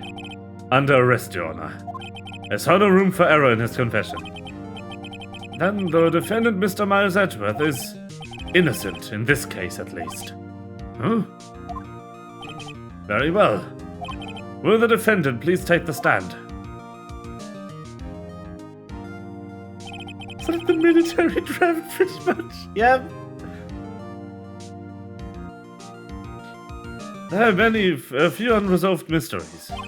Still, you are cleared of suspicion for this particular case. So I would like to pass judgment on the murder of Mr. Robert Hammond. Any objections? I don't believe it. Why isn't Von Karma saying anything? Very well. This court finds the defendant Miles Edgeworth not guilty. That was a very short trial, but I love interviewing the bird. It's so funny. That is all. Court is adjourned. Objection! Did someone just say objection? It wasn't from Karma. Wait, but that means... no. Edgeworth? Your Honor, I object to your judgment. What do you mean? I'm not innocent at all.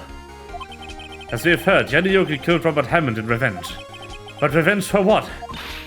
Nick, Edgeworth is trying to confess. He's going to say he's guilty. He's going to tell them he was the murderer in the Deal 6 incident. He's going to tell them he killed his own dad. Uh-oh. What do I do? The judgment has already been passed. I object to Edgeworth's outburst. Did something like this happen yesterday too? I believe a certain witness raised an objection after a guilty verdict was passed. That would be Larry. He's traumatizing in court, no! This is what therapy is for, Edgy boy! What are you doing? You must hear this new statement. You must hear Miles Edgeworth. He is right. We have a duty to hear Mr. Edgeworth out. Yes. Very good. For 15 years, I've had a recurring dream. A nightmare. It's only a nightmare. That's what I told myself. But now I know it wasn't a dream. Yanni Yogi wasn't the killer.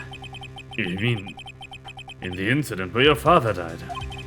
From the distance of the shot, it wasn't even suicide either. Everything was clear as day. The murderer. The criminal in the Deal 6 incident. It was me. Your Honor, I confess my guilt. I'm guilty for Deal 6. The statute of limitation ends today. The culprit is me.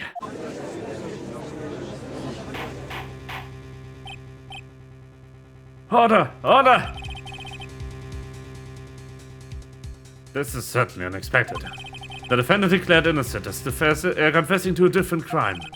A crime for which the statute of limitation runs out today. I'm not really sure how we should deal with this. Ah, it's obvious. We hold a trial right here, right now. We tried this man for his crime of 15 years ago. I think I would like to take a 5-minute recess. During this time, I will consider the appropriate course of action to take. Court is adjourned.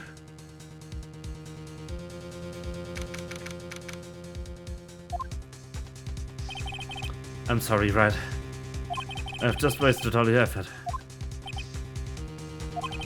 Mr. Edgeworth, I don't believe it, sir. I mean, you killed your dad?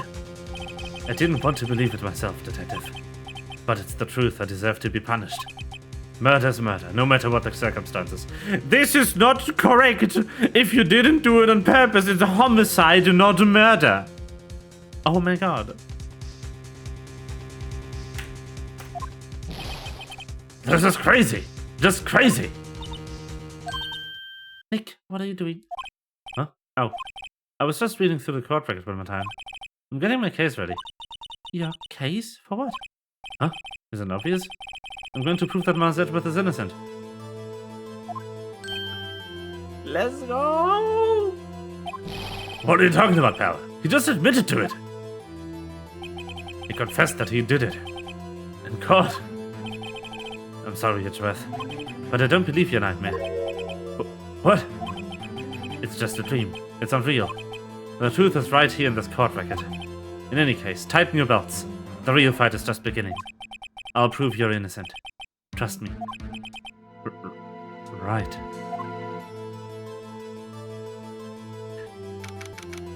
Woo! Now then, I would like to resume a trial. Judge, Miles Edgeworth has admitted his own guilt. He has confessed his crime. Let us begin by hearing his testimony. And though pointless, let the defense do their cross-examining. The statute of limitation on the Deal 6 incident runs out today. Though it is unconventional for me, I'd like to run this one by the book. I see. Does the defense have any objections? No, Your Honor. Von Karma, you knew this was going to happen from the very beginning, didn't you? Right. Stares into eyes. Yes! I ship him. Very well. Will Miles Edgeworth take the stand?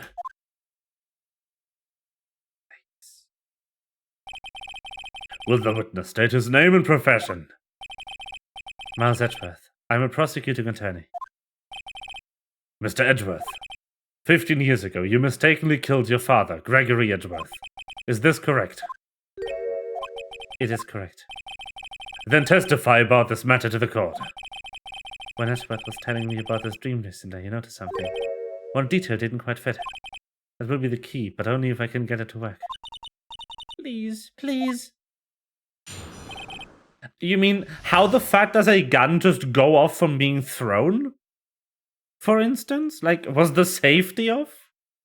Did it not have a safety? What kind of stupid gun is this? I mean, this can happen. That is the reason for the safety on a gun. The safety prevents the hammer from touching the bullet casing and igniting the charge. That's what it does. Because this can happen. If you move an unsafe-tiered gun too fast, it will shoot. That is how gun works. None of guns aren't considered drop safe even with safety on. Why do you have civilians own these then? No, let's not go there, actually. Let's not answer this question. My outrage shall be enough. It's a great question. We are not going to deal with this on stream today, though. Moving on.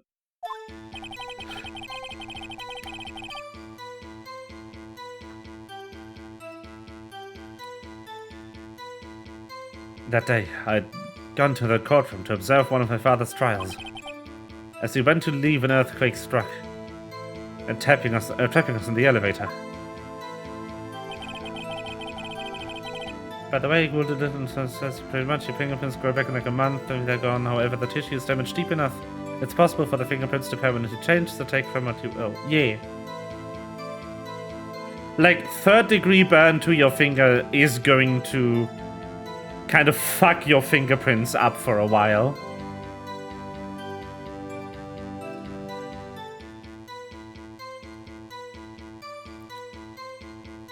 My father and Mr. Yogi lost their composure and began to argue. Just then, something heavy fell at my feet. I picked it up and threw it. And Mr. Yogi, I wanted them to stop firing.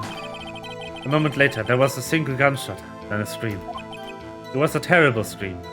I remember it to this day. That's all. And until now, you thought this memory was a dream. You were stuck in that elevator for 5 hours. The oxygen in the elevator ran out, and I lost my memory of all the events. Bah! The same claim Mr. Yogi has made. Very well. Mr. Wright, your cross-examination, please. Yes, Your Honor. Edgy! Love him. What was the trial your father was involved in that day? I don't remember. I don't remember things very clearly. Only 2 things. I know my father lost and Mr. von Karma was the prosecuting attorney. Mr. von Karma, you were handling that case. It was 15 years ago. I don't remember the details. That was when Edgeworth pointed out the problem in von Karma's evidence.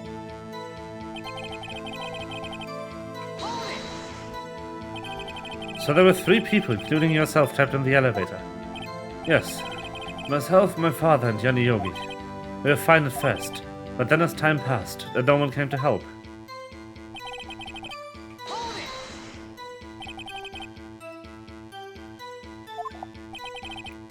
I was a 9-year-old boy at the time. What could I do? I was scared, trembling in the corner. But then...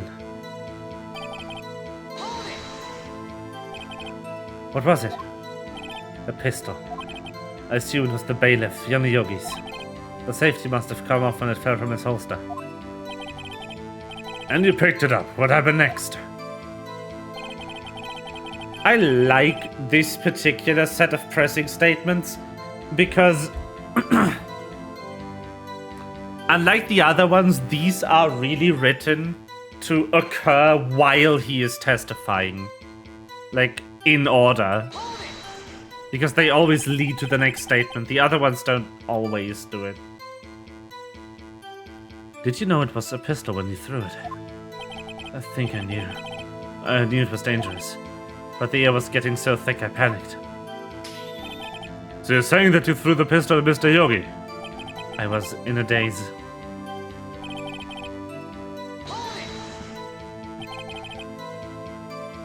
The gun fired once. Yes.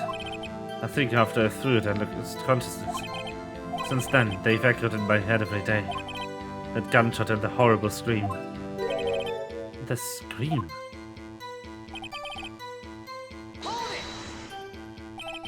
To this day. Yes, I can practically hear it now. I doubt I will ever forget that scream as long as I live. That is. One part of that testimony clearly contradicts the evidence. But I don't know what it means.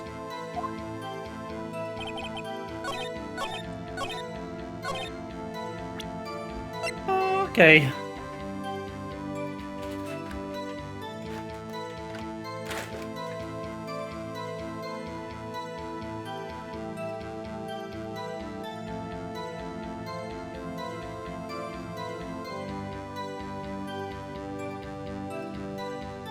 Okay.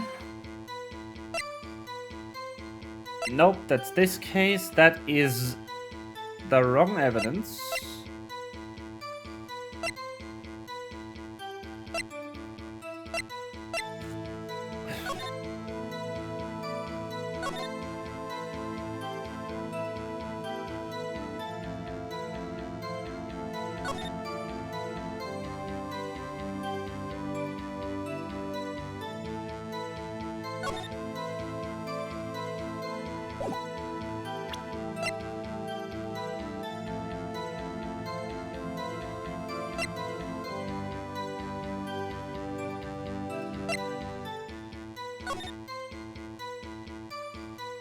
I don't know what to present. I'll present the case file on this statement. Nope.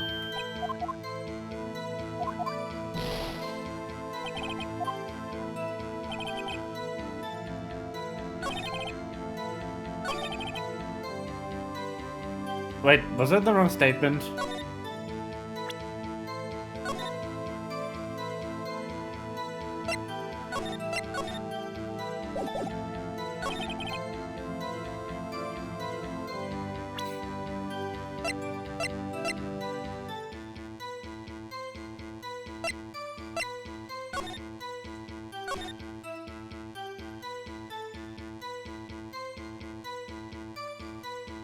Yeah, one gunshot, the weapon was fired twice. There it is.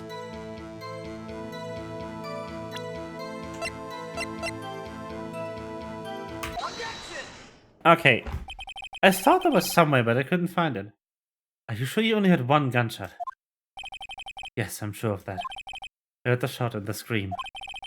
Then everything faded. I was unconscious until the rescue escape. I see. I see. No, Your Honor. Unfortunately, you don't. Look at this file once more time. This plainly contradicts the witness's testimony. You do enjoy dragging out that file, don't you? I don't accept this evidence unless you can tell us what that page is on. Look at the victim data in this file. It says quite plainly, the murder weapon was fired twice. Miles Edgeworth only heard one gunshot, yet the murder weapon was fired twice. The first shot was the accidental firing when the pistol was thrown. So who fired the remaining shot? Was there perhaps another shooter who fired that second shot? Your Honor, I'm sure you're aware. This incident occurred 15 years ago. The evidence is dated. The pistol did fire twice. However, we do not know when that second shot was fired. It might have been fired the day before the incident. There's no proof that the second shot had anything to do with this incident. What? I see. You do have a point, Mr. Wright. The murder weapon was fired twice, as we heard. One of those shots was fired by the defendant, a boy at the time. Do you have any proof that the other shot fired had something to do with the case? Your Honor, I think I will be able to show you proof. What? Impossible! No, Mr. Funkheimer, save your surprise after you've seen the evidence.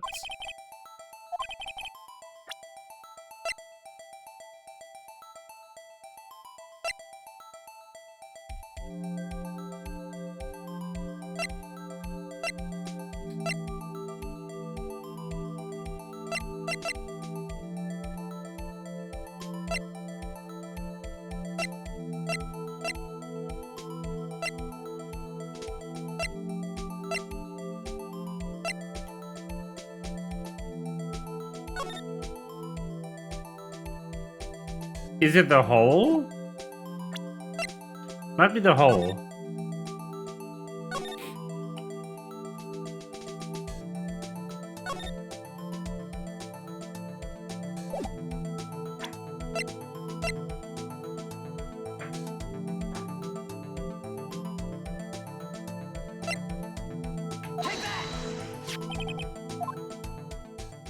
Look at this photograph.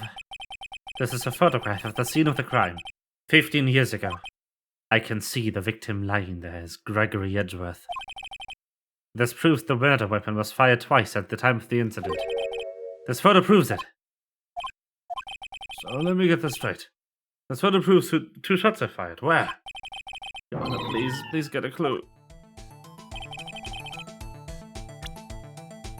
There's a hole as hole in the window.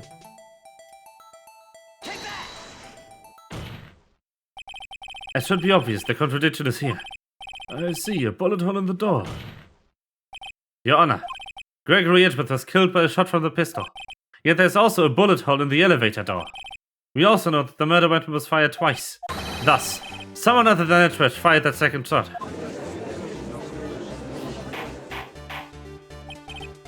Order! Order! Mr. Wright, what are you driving at? It's simple, Your Honor. At the time of the incident, two shots were fired. One went into Gregory Edgeworth's heart. The other hit the elevator door.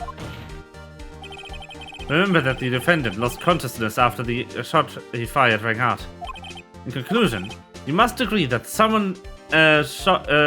second shot was fired by someone else. Mr. Wright, but who could that someone else be? The murderer, of course. I knew I should have stepped in before your wild fantasies got out of hand. Mr. Wright, look once more at the DO6 incident case file. Look closely. Try the case summary page. The case summary that's on page 1. Look what is written there. Not a single clue was found on the scene. If the pistol had indeed been fired 2 times, the other bullet would have been discovered on the scene. He does have a point. That second bullet was never been found. Why? Because the second bullet does not exist. The bullet that claimed Gregory Edgeworth's life was the only one fired. That was the one fired by his own son. That is the truth of this matter. The whole truth. It was undoubtedly something else that made that bullet hole in the door.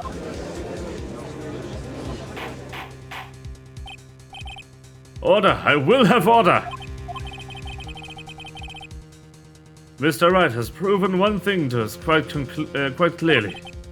The murder weapon was fired twice at the time of the incident. However, as Mr. Von Karma says, the second bullet fired was not found. It is highly unlikely that the police merely overlooked the second bullet. So all we have is the single bullet fired. I'm afraid I have to discount the evidence as claimed. I praise the judge for the wisdom in this matter. How did this happen? I don't believe that the second bullet didn't exist. Was I wrong? Have I been wrong about this whole incident? What are you doing, Nick? Why aren't you raising an objection? I'm sorry, Bayer. What? It looks like I was wrong. Nick? If the second bullet wasn't there, then all my conjectures were all for nothing. No. But you said you'd do it, Nick. You said you'd get Edgeworth declared innocent. I'm sorry. It's just when I saw the photograph, I thought that 2 shots had been fired. I was so certain of it. I thought I'd won. I thought there was another person, someone else who fired the killing shot. But now, was I wrong to think it could be that simple? This case had stood and was unsolved for 15 years. Nick? Well, it certainly seems that we have finally cleared up this incident. Only 1 bullet was found at the scene of the crime. That shot was fired by Miles Edgeworth. Precisely. I would like to ask one thing of Miles Edgeworth before passing my verdict. Have you been paying attention to the trial so far? Yes, Your Honor. Do you have any objections?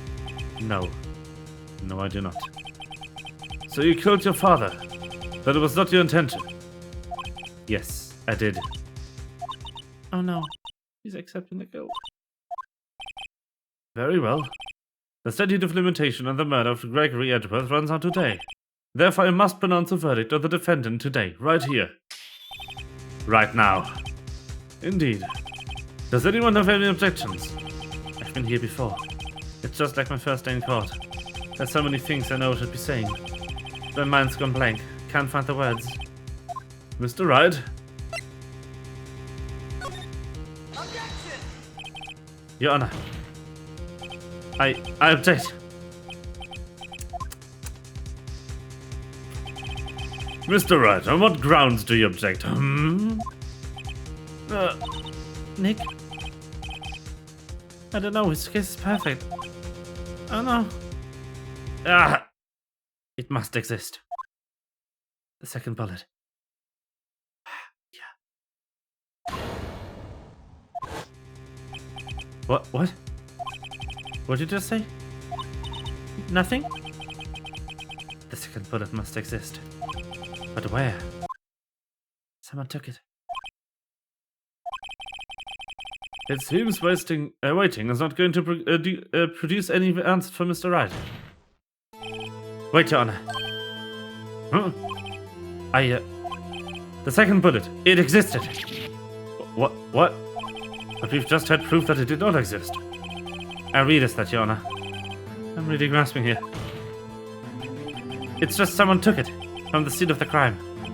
That's what happened. But who? The murderer. The murderer? Then tell us, who is this murderer? I'm still thinking about that one. So the criminal took the second bullet, but why? Huh? First of all, how would they have found it? It's not easy to find a stray bullet, Mr. Wright. Was there some pressing need for the murderer to search the bullet? Of course, there was a need. That's why they took it. Well, what possible reason could they have had? Well, the reason the murderer took a bullet from the scene with him is... the bullet would be proof. That maybe they thought the bullet would be used as proof. Proof? It was a special bullet, so they took it with them. Well, if that was the case, then they should have taken the bullet from Vincent Gregory as well. Why would they only take one of the 2 shots fired? No, right. Mr. Wright, I really thought this through. I'm going to have to penalize you.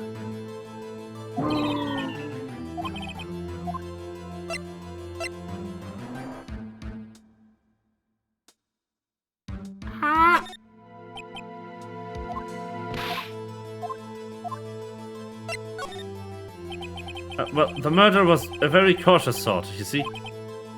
That's why the murderer had to search for the bullet. If that was the case, then they should have taken the bullet from... Ah, shit.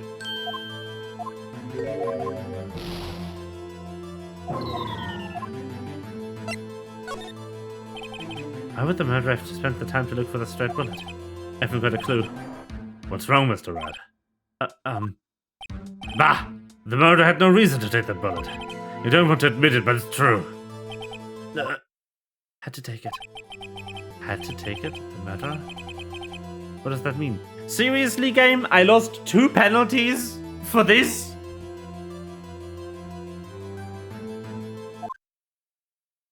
You're thinking too normal, think crazy. Don't think why was the bullet taken. Think why the bullet had to be taken. Mr. Wright. Yes, Your Honor, I have no idea what I'm doing. I mean, yes, Your Honor. Well, the murderer had no intention of taking the bullet from the scene.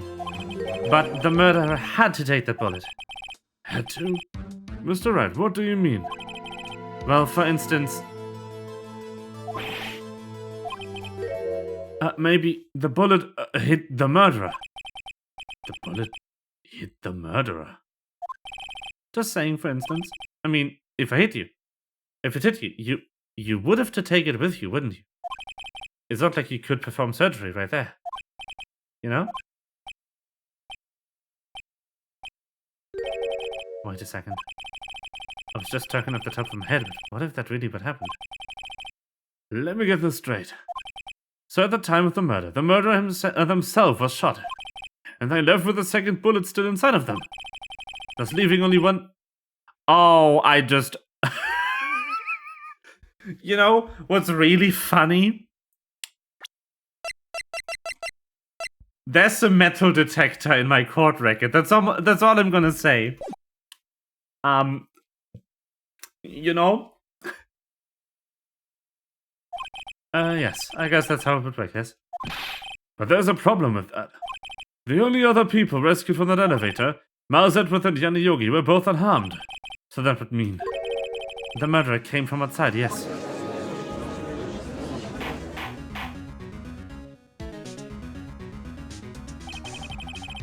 And the 2 men fight inside the elevator.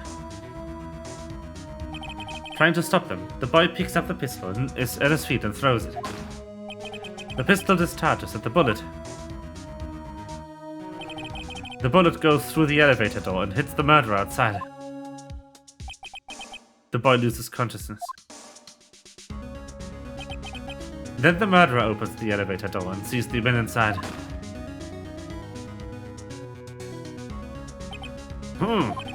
Mr. Wright, you're truly the most unpredictable defense attorney I've ever known.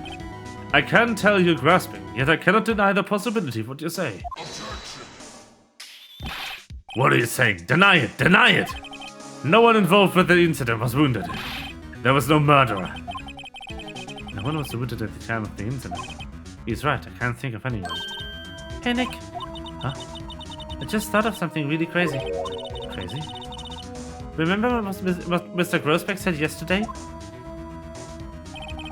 Gregory, it was that Broder's perfect trial record. Wow. Must have been quite a shock for Von Karma. He took a vacation for several months. After that, you see? Yes, I usually meant for the man. That was the first and the only vacation he's taken in his many years of prosecuting. Not if all the blood pooled into their suit and they left immediately. Like, if the bullet got stuck in the body. What if Ankama didn't take that vacation because of shock, but took it because he was injured? Which would mean... it could only mean one thing. He was the murderer in the Deal 6 incident. He was the man who shot Gregory Edgeworth. It was Ankama. Oh man. Something wrong, Mr. Wright? You seem dazed. No, Your Honor. Well, you have indicated the possibility that the murderer came from outside. Can you give us the name of your suspect? Uh-oh. Should I come out and say it now?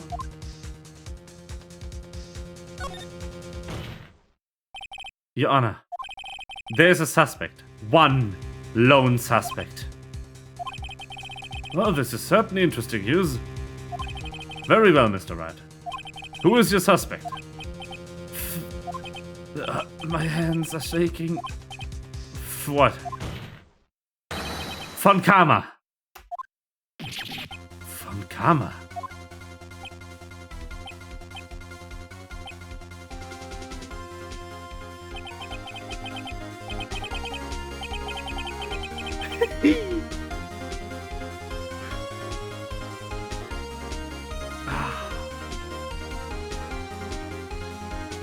You mean the Ankama, the prosecutor? The one standing right over there? Bah! You don't object? I see no need. Why honor this ridiculous outburst with my objection? Because you took a vacation for several months starting the day after the incident. Yet you pride yourself on a perfect record. Why would you take such a long vacation without any reason? So you're claiming that I took a vacation to heal my injury from the incident?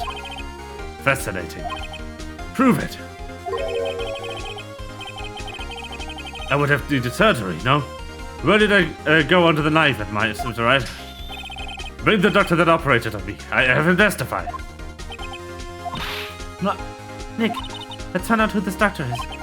It's no use. Edgeworth? I know from Karma. Perhaps too well. He's perfect. He wouldn't leave clues.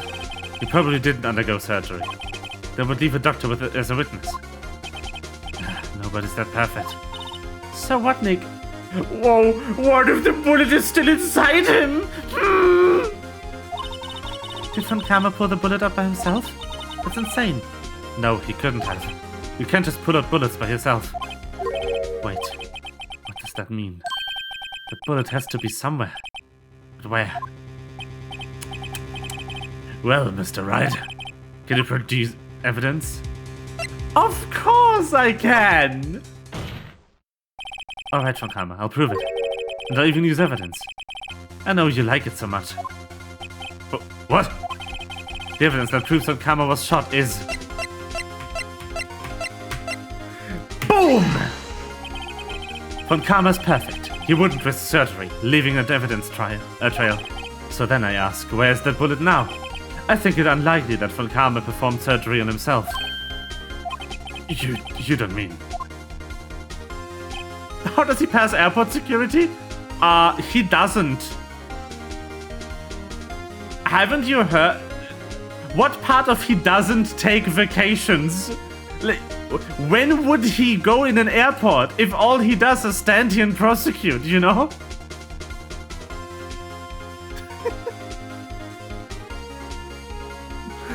He just doesn't.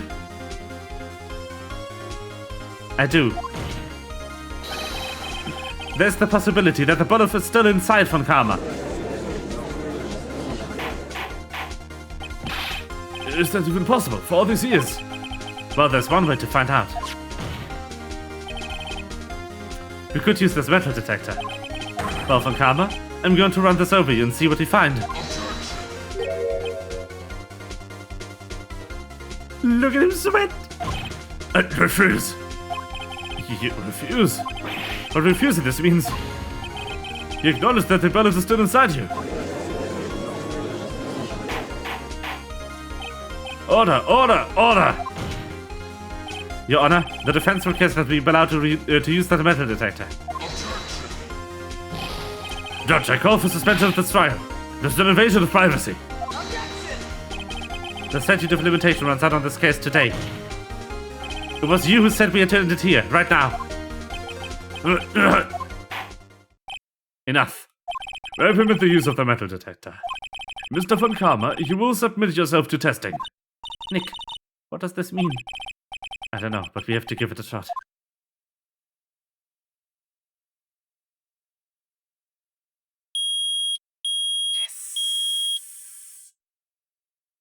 And my phone disconnected again. Why is it doing that? What the fuck?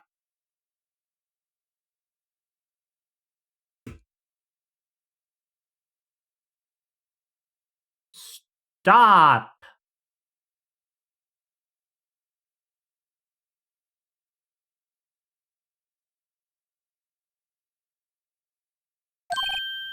It reacted. Something's inside his right shoulder. The bullet. Mr. Von Karma. You. It was you! I was afraid this would happen, and so remained silent. Indeed, there's a bullet in my shoulder. However, it has nothing to do with this incident. What? I was shot in the shoulder long before the DL6 incident.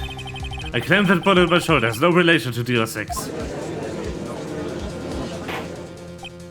But, Mr. Von Karma, can you prove that? Prove? I have no obligation to prove anything. It's Mr. Wright who must prove something here, not I. Mr. Wright, well, can you prove it? Can you prove that the bullet in Von Karma's shoulder was from DL6? Oh, Judgy. Of course I can. Of course he can't. You don't have any of the DL6 evidence. That's because you took it off the records room. No proof, you cannot convict me of any crime. So sorry, Mr. Wright. No, I'm the one who's sorry, Mr. Von Karma. What? You were close. One day away from freedom. But you see, I have proof! What? Who would have thought you would dig your own grave trying to convict Edgeworth? I can link the bullet in your shoulder to the DL6 incident. And here's my final proof. Boom! That's... a bullet. Where did you get that? This is the bullet used in the DL6 incident. This was taken from the heart of the victim, Mr. Gregory Edgeworth. The bullet is preserved quite nicely, with all the ballistic markings intact. Ballistic markings? You may recall the term. It came up in the first trial 2 days ago. Ballistic markings are the fingerprints of a weapon. All bullets fired from a gun are marked with its weapon's unique pattern. By examining the markings, you can tell which weapon fired the bullet. It's quite accurate. We have 2 bullets in our possession.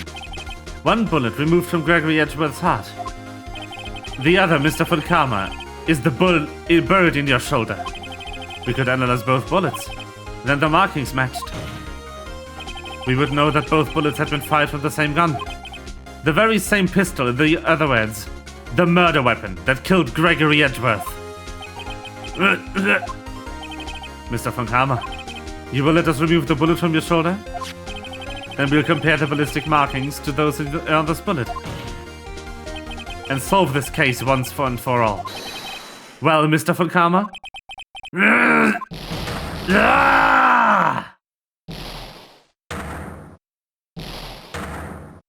Yes, I will not voice act all of this. I like my voice to my throat. That scream. I've heard that scream before. Wait, I know.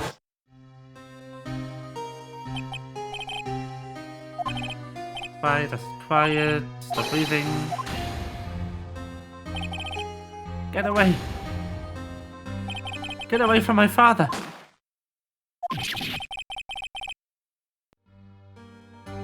Scream.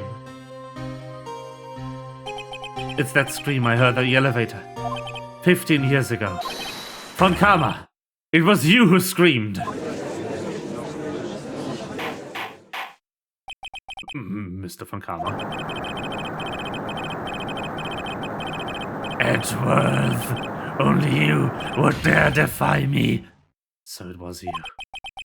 You and your father are my curse. Your father shamed me with a penalty on my record. And you left a scar on my shoulder that would never fade. I'll bury you. Yeesh. 15 years earlier. Chief Prosecutor, I'm sorry. Von Karma, it's not like you made this kind of error. I never would have thought that Edgeworth would be the one to get you. I was careless. I'm sorry, but you will have to be penalized. I've covered for you in the past, but not this time. Edgeworth?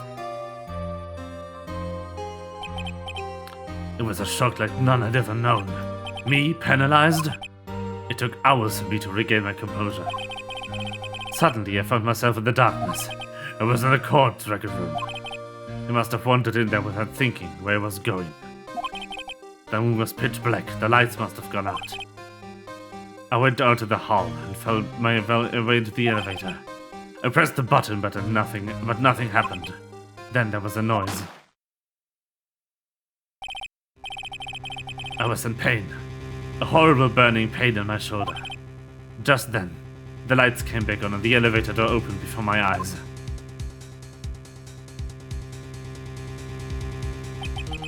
I saw 3 people inside, all laying unconscious from oxygen deprivation. Much to my surprise, a pistol lay at my feet. I knew it then. It was destiny.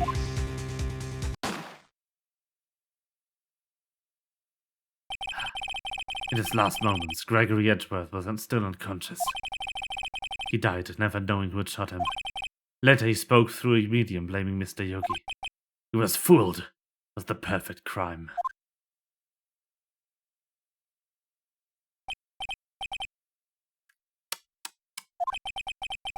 Who would have thought another man would have come to open that elevator door? Judge? What? What are you doing? Do your job. Bring an end to this miserable charade. Now, end it. Very well.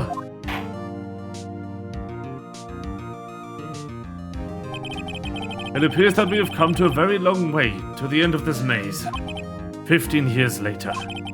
Mr. Miles Edgeworth? Yes, Your Honor. You were innocent. You are innocent. As you said, it was all a nightmare. Yes, Your Honor. This court finds the defendant, Miles Edgeworth.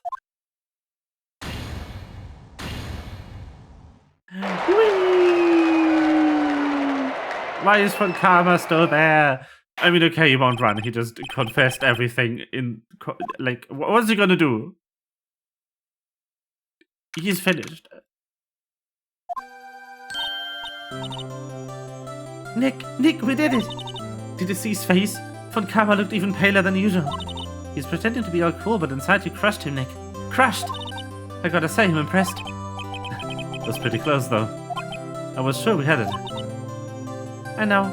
I was on the verge of tears the whole time myself. But now it's all just good memory. So it's finally over, Edgeworth. Right? Yeah?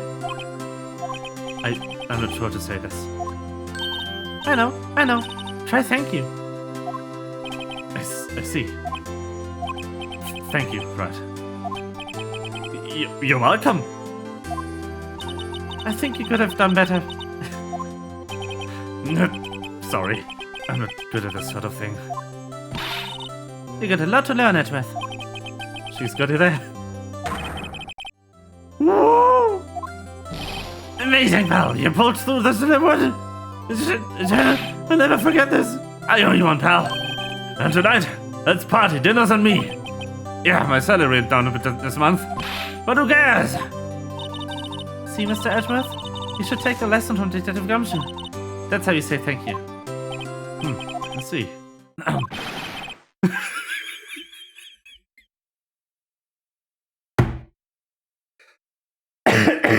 What? I feel foolish. Don't worry. Take it a little at a time. You'll get used to it.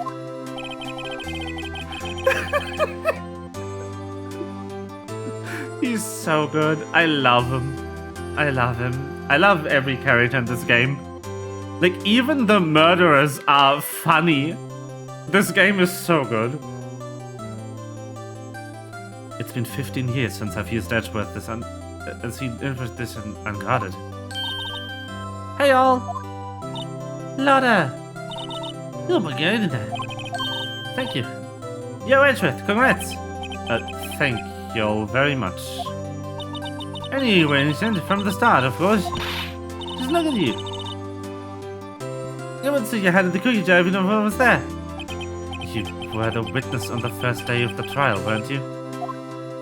Yeah, well, the baggins be baggins, eh? Speaking of which, what are you doing now, Lotta? Who, me? Oh, I went back to college. Okay, I'm trying to be an investigative photographer pretty quick. Really, that's too bad. Huh? Is that the hot dog guy from the park? Huh? It's over, Nick. My life is over. Why the sad face, Larry? What happened?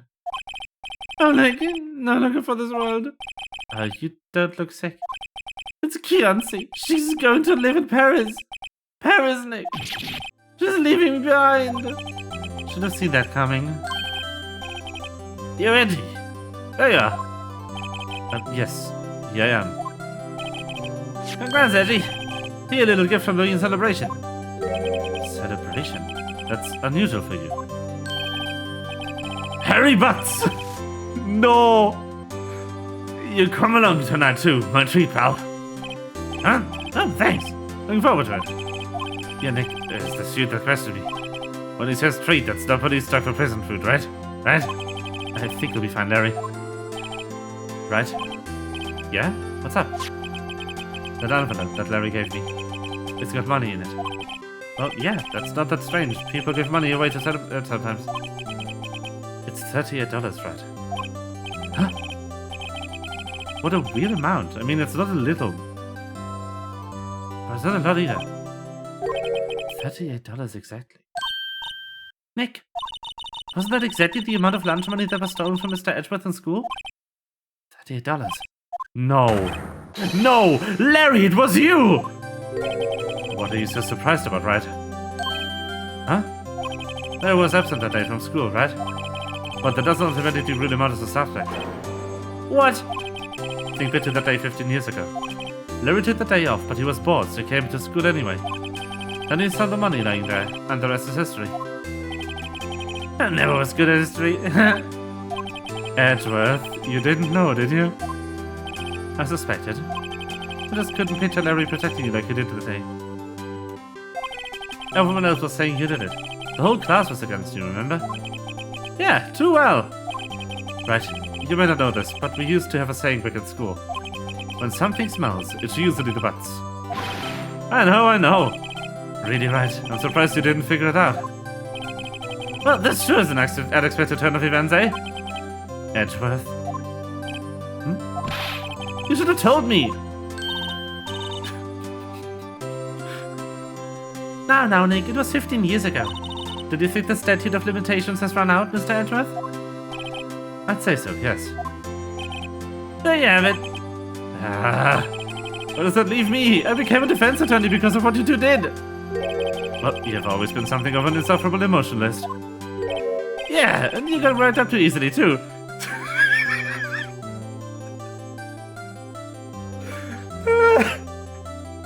I just love this writing trope. It brings me so much joy. It's just sophisticated character says thing in really sophisticated way. Stupid character repeats it, but like a normal person. Death. The death sentence of both of you. And if only had known, I'd become a prosecutor. The same goes to me, only the other way around. For the longest time, I thought that I might have killed my own father. I thought I might be a criminal. I became a prosecutor in part to punish myself. If I'd known the truth, I might have become a defense attorney. Edgeworth. Want to switch, right? Hey, y'all! Line up, I'll take a photo. Hey, photo time, let's go! And after that, din on me. I love Gumshoe. Detective Gumshoe took us out of the town that night. We celebrated Edgeworth's newfound freedom, even though Edgeworth himself was still in detention.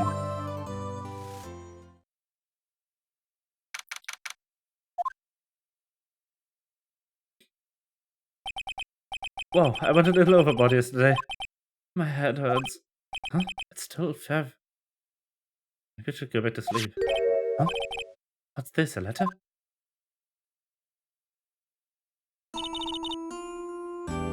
Good morning, Nick. You were really impressive yesterday. Seeing you, it made me think about what I'm doing here. I'm a spirit medium in training, of course. I want to help Mr. Edgeworth, too. I wanted to help you, but I couldn't. I was useless. So I've decided to go back to my training. I'll become a full-fledged spirit medium for starters. I couldn't say it to your face, so I left this letter. Goodbye, Nick. No! Goodbye? What time is it? Yeah, the first trains for the mountains have already left the station. I've already left to the station.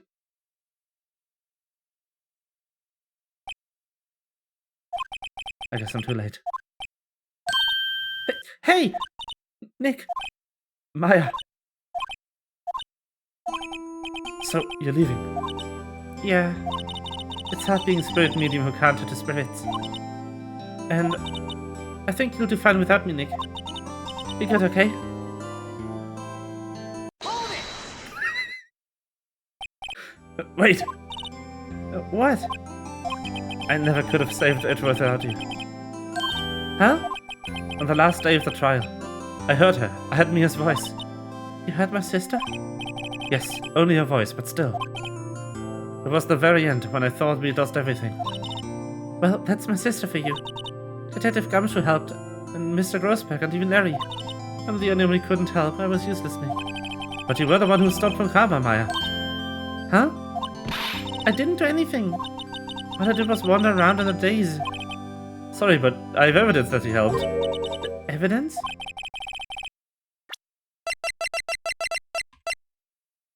Take that! A bullet! Fort Karma was convinced you had taken all of the evidence pertaining to Deal 6. But you were the one who rescued the last piece of evidence we needed. This was the bullet that put an end to Von Karma. And you were the one who gave it to me. Nick. Thanks, Maya. I couldn't have done it without you. I'll be back soon. Huh? I'm going to complete my training and come back. Okay, I'll be waiting. Of course you will. But you can't run that off by yourself. You're hopeless. Oh, I don't know about that. So, this is it. See you soon, Maya. Ah.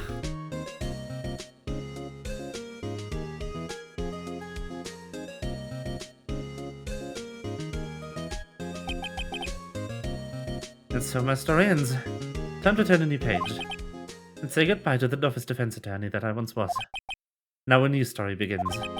With the same old crazy cast of characters. Ah! Don't think you've graduated yet, amateur. Mr. Wright, perhaps you'd like to rethink that claim? Yes, Your Honor. Uh-oh, I got a bad feeling about this. Objection!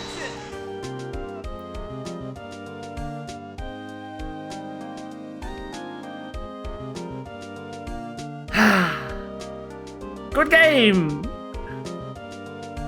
Hey pal, Mr. Edgeworth came down to the precinct to wish me Happy New Year. Happy New Year! Talk about a pleasant surprise. Whoop! Detective Gumshoe! Then he hung his head low and went right back outside. Kind of like he was embarrassed or something. Strange, huh? Yeah, strange. Whoop! I also walk into rooms like whoop! Credits. Ah, Nick. Ah, wir sehen, lady. Mimi, I feel my good. She's done. Missy's a nice lady, but she's not exactly what I could call a cheap date. She's in Hawaii right now, yeah. Stop dating models, you dumb fuck.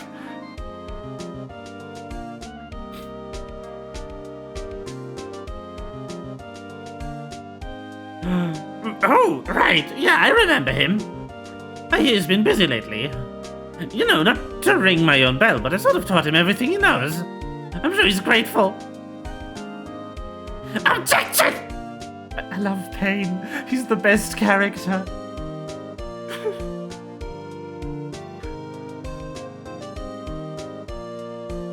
Phoenix Wright. The defense attorney with whom I wrote that affidavit for, yes. Oh, you should know, I've taken over management of the Goutwert Hotel recently. Should you be in the area, please stop by.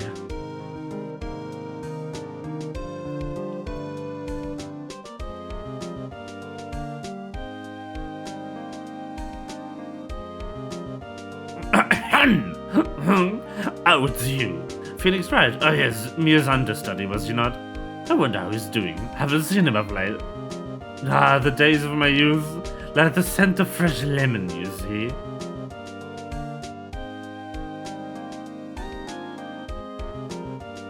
What? What does that mean? Phoenix Wright? Is he an actor? Well, I'm not buying it. You can't be a star with a name like Phoenix. You know that if Fally was a DVD for sometimes. Lemon.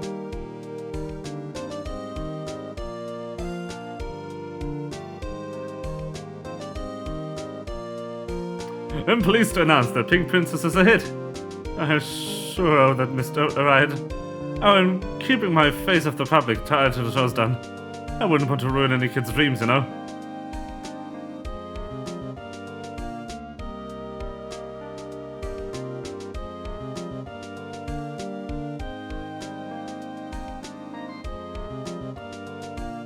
I got a letter from Maya the other day. It sounds like she caught a cold standing on the waterfall. I wanted to visit, but I didn't have time, so I sent her some Pink Princess trading cards.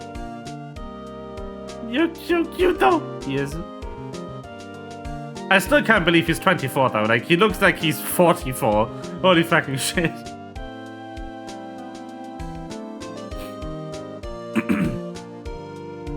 Right?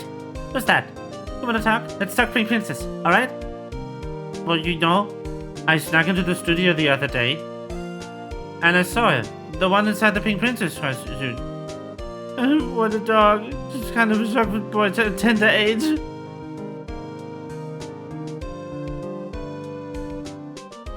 F.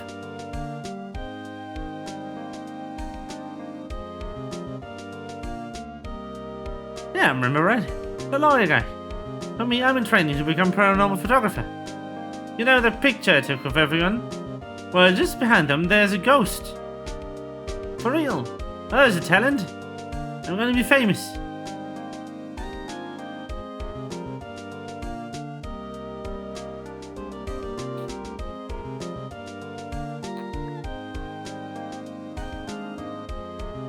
Holy fucking shit, no, she's not lying! Hi, Mia!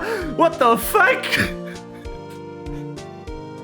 There actually was a ghost! She's not making it up! Hold it!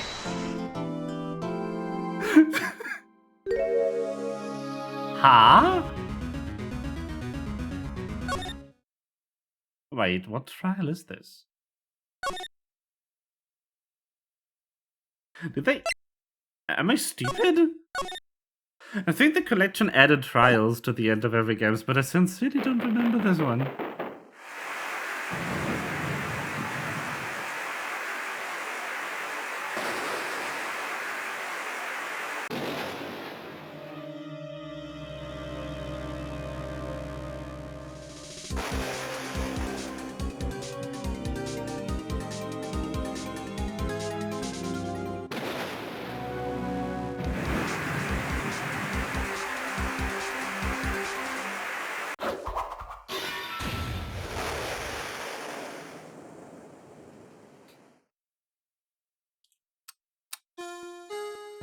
Yeah. So, can you tell that they made this a bit later than the other ones? It's been 2 months since Maya left the office. 2 months without a single trial. I've had offers, but none I took. That is until the day that girl showed up.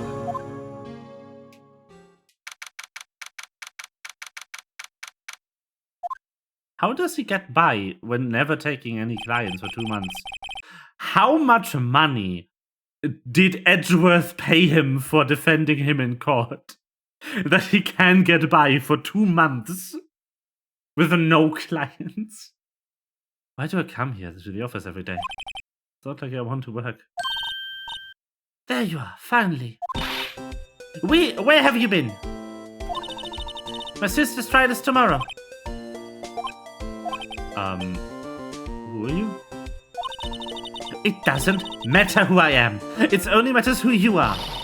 The famous defense attorney, Mia Fey.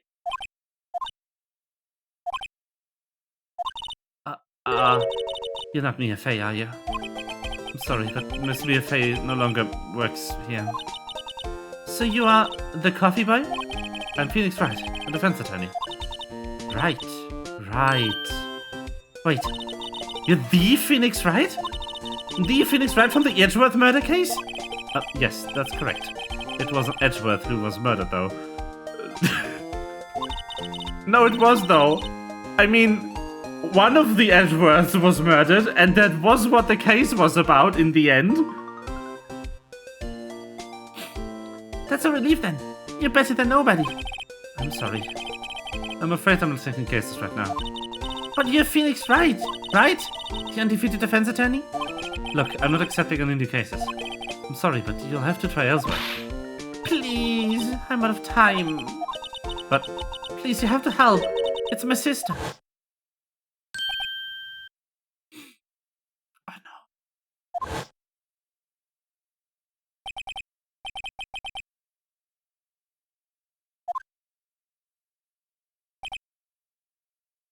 Were the police plushies an important piece of evidence in one of the US Layton trials? Probably. Okay, I'll hear you out. Really? Thank you so much. My name's Emma. Emma Sky. I'm a scientific investigator. Scientific investigator? Have I played this trial before? I don't remember.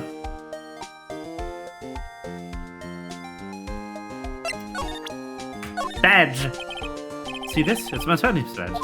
Ah, well, I've never seen a real one before. The first one has actually been interested in mine. Believe me. All the poses where she has her glasses down are unbelievably cute. What the fuck? Its composition is mostly silver. The gold plating is flaking a bit. She analyzed it scientifically. There doesn't appear to be any corrosion due to sulfides. I'll give you $50 for it. Sorry, but it's not for sale. Yet. I remember her face somehow, but certainly never played this trial. She might be recurring in a later game. Remember, as far as I know, this trial wasn't part of the original. They did more than just slap 3 games together when they released this collection. I believe they actually did add more cases, but I am not 100% sure. Please don't quote me on this. It's just one of those might be true facts at the back of my mind. Just to be clear here, it's a might be true fact. Might be wrong. Sorry, but it's not for sale. Yet. I do love that writing things down pose too. So good. Emma, was it? You're a scientific investigator. Yes, that's right. It's something wrong. No, it's just you seem kind of jumpy. You're maybe just young. Also, I mean, the fact that we just had full credits is a good indicator that this is bonus. Young? I'll be 16 years old this year. Oh, I see. Wait, only 16? I'm set to be formally assigned to forensics in 3 months, in 3 more years. My work is becoming quite well known. At my age, no less. So what exactly is your current position then? Well, legally speaking, I guess you'd call me an 11th grader. But I'm ready to do my job. At my age, no less. Great, another future professional in training. So what's this about the case? You said the trial's tomorrow? My sister didn't do it. She wouldn't stab someone with a knife. She would. So it's a murder case. I don't care if there's a witness who saw her do it. She didn't do it. I know she didn't do it. It's a scientific fact. And there's a witness. Just talk to her. You have to talk to her. Right, I suppose I will. Promise you I'd promised her I'd bring Mia Fey, but that's interesting. How would you know Mia? So you want to be a scientific investigator when you grow up, then? Excuse me? Another child? None of you know? Still, it's good to have a goal, albeit a very unusual one. I believe investigations should be done scientifically. Don't you? Yeah, sure can't fault her lack of enthusiasm. Emma, yes, hello. We have defeated Manfred von Karma. The DO6 incident has been solved.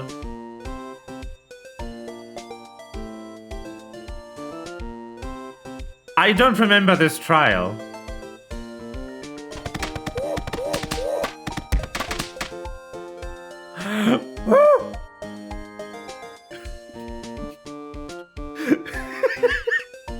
DO6.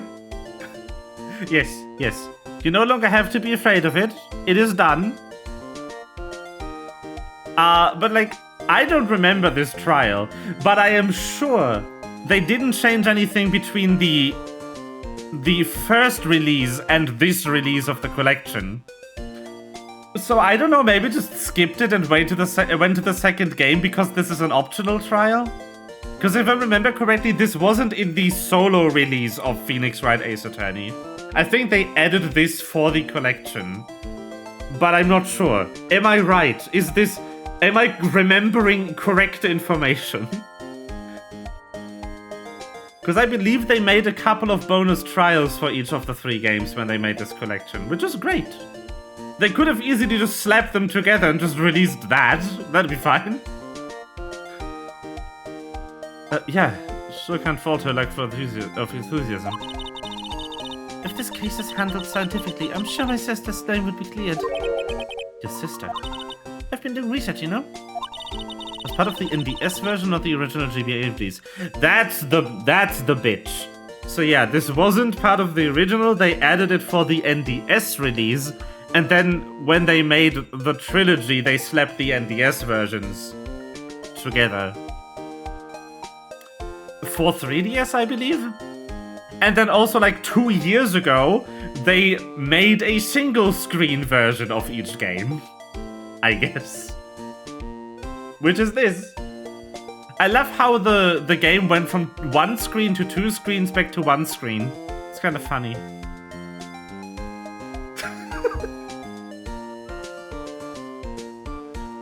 But yeah, like the opening animation to this case alone is like, can you tell they made this a bit later than the other ones? How interesting. I'm developing a new scientific method of case investigation. I'll show you when I'm done. Looking forward to it. I said I'd get down to the detention center and talk to her sister.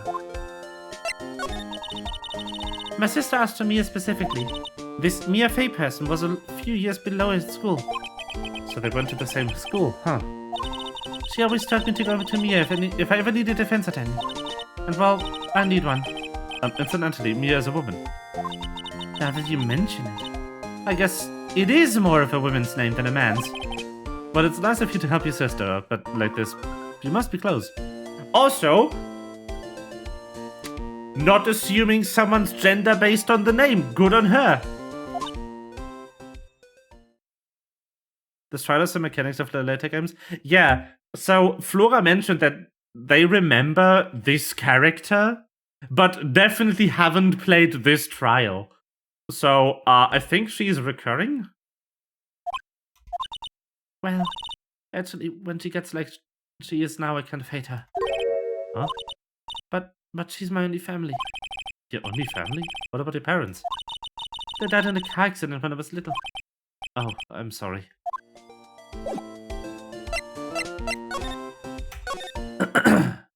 Hello?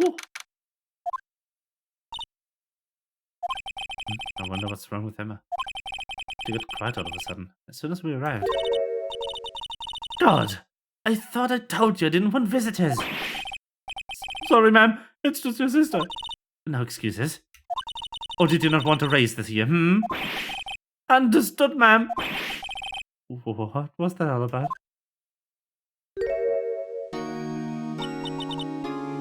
Hi, Lana. Funny. I seem to remember specifically telling you to not come here. Perhaps my memory is failing. Look, I didn't want to come here either, okay? But your trial's tomorrow and you still don't have a defense attorney. I'll be the one in court tomorrow. This has nothing to do with you, Emma. Isn't that right, Mr. Wright? Hey, how do you know me? Mia mentioned you. I've heard quite a bit. Sorry, what exactly is it that you do? My name is Lana Sky. I'm Chief Prosecutor for this district. You're a prosecutor? Hello. I know where she's from. Good for you. I don't. Probably the third game, though. Or maybe even later. Like...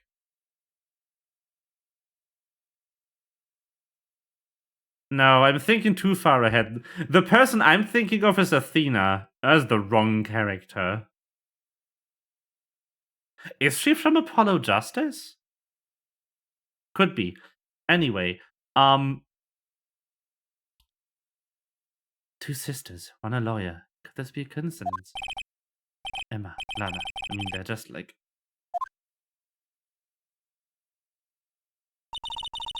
Is something wrong, Mr. Red? There's something you should know from the start. Which is? The suspect in this case has confessed to the crime. Huh? Wait, but the suspect is... Me. I did it. Well, Mr. Wright? Well, why didn't you begin with telling me exactly what happened? The crime took place yesterday, February 21st, at 5:15 p.m. That's quite specific. It wasn't the witness's deposition. A witness clearly saw me committing the crime. That was a bit of bad luck, wasn't it? The crime took place in the underground parking lot of the prosecutor's office. The body was found in the trunk of my subordinate's car. The prosecutor's office, huh? Your subordinate's car trunk. Classy. I was arrested on the spot. Caught red-handed, as it were. Oh, that's just great. So who was the victim? An investigator with the police department. I suppose correct term is detective. A detective? Death was due to loss of blood. He was stabbed once in the stomach. By you? Death wasn't immediate, but the wound was fatal. I see. Allow me to repeat myself, Mr. Wright. The victim was a detective. You know what that means, don't you? Uh-oh. What, Mr. Wright? What does it mean? Well, it means the police department will consider it a matter of pride to have me found guilty. They will use any means at their disposal to do so. This case gets worse and worse with everything I learn. So you're the chief prosecutor? That is correct. I'm responsible for overseeing every trial handled by the prosecutors in this district. Make sure the prosecutors have what they need to do their job, and manage every aspect. Those are my responsibilities in a nutshell. That's an awfully large nutshell. Still, I'm a little surprised. I would think you'd recognize the district's chief prosecutor, Mr. Wright. Huh? In fact, it seems impossible you wouldn't. Lana. What happened to your hand? Oh, this. I cut myself by accident when I stabbed him, that is. Huh? I'm not very good at being a criminal, I suppose. How am I supposed to defend this? Can't present the subject. Wait, she was the class ahead of Mia, wasn't she? You were in school with Mia, correct? A few years above her? Emma told you that, didn't she? Well, why not? I did drag him all the way here from his office. Although it seems that he has very little in common with Mia. Hey! I was in law school. I was in my third year. and she was auditing the class. She was different than the other students. Different? She was strong. She'd do anything to become a defense attorney. Anything. That was probably why she was attracted to me. Excuse me? Intellectually attracted. Sad. Lana was top of her class in school. I was the best there was. Oh. I'm doing pretty good in school too, by the way. It sounds a bit different when Emma says it.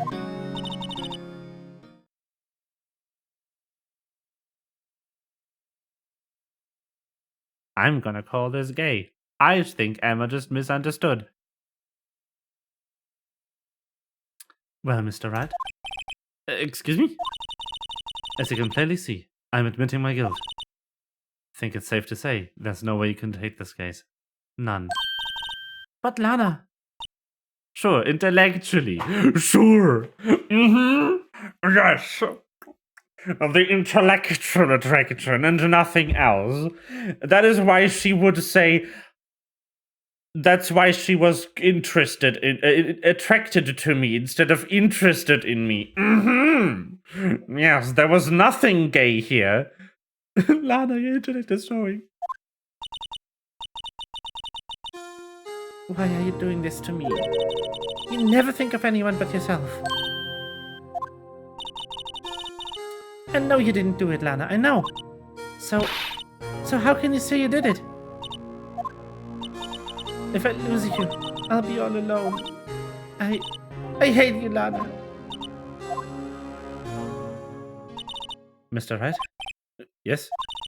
I believe the discussion here is ended. The rest I leave to you. You mean you're requesting my services as a defense? Don't lose any sleep over it. Your client has confessed after all. This case is over. Right, I'll do what I can to get to the bottom of this. Lana's confessed to the crime, yes. But something doesn't fit. It's that look in Emma's eyes. There's something else going on here, and I'm going to find out what. I'm sorry, Mr. Wright. Huh? About what? My sister. She's not always like that, you know? I just never expected to be defending another prosecutor again. She's changed a lot. She used to be so gentle, always smiling, everybody liked her. I see. But I'm having trouble imagining that. What happened to her? I don't know for certain myself. I think maybe she... well, maybe not. Sounds like there's something there that defies a simple scientific explanation. Let's go check out this underground parking at the prosecutor's office, shall we? Okay.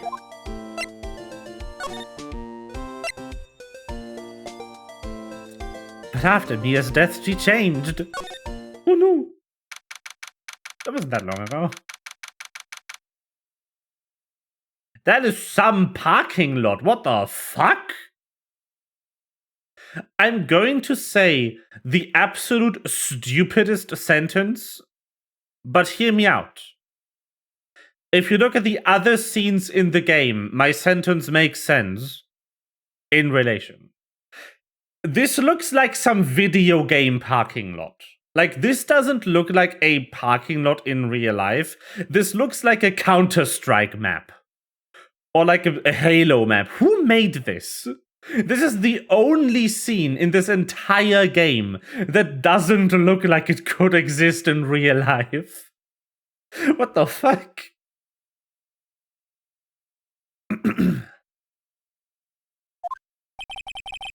This parking lot looks fake. So this is the lot where it all happened. Looks like they're still investigating. Funny that my first visit to the prosecutor's office should be like this.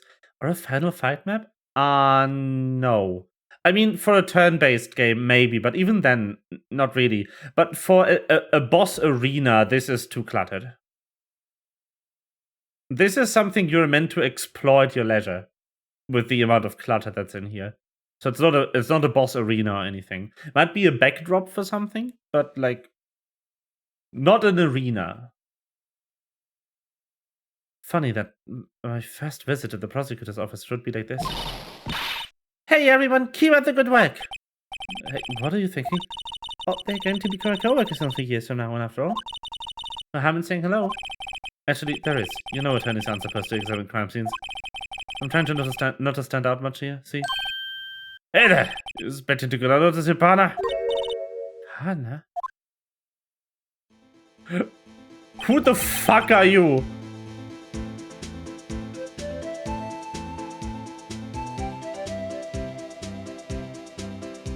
Why is the Lone Ranger in my Phoenix Wright game?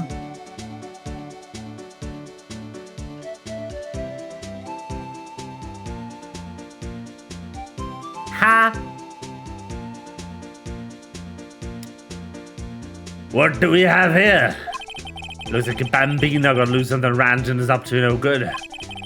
Folks gotta learn to keep them doggies tied down, partner. Sexist much? Mr. Marshall. Marshall looks more like a sheriff to me. Looky here, Bambina. I know how you feel. But this is my gang's gold strike, see? Strike? This is your claiming territory. With a mother load of evidence. If you fix it to mess with it, what's always you get it, partner. You know that it dreams the cacti of the desert dream? You want to? What's this guy talking about? That's a flask! Guys drinking on the job, what the fuck? You had a long home now. Happy trails, Bambina. Was that a hombre friend of yours? Kind of, sort of. Yeah, he's a detective. Who thinks he's a sheriff from the Wild West, it seems.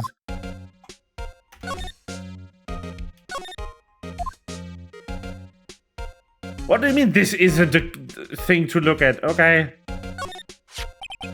What's this, a wallet? Excuse me, officer? Wait, what are you doing, Mr. Wright?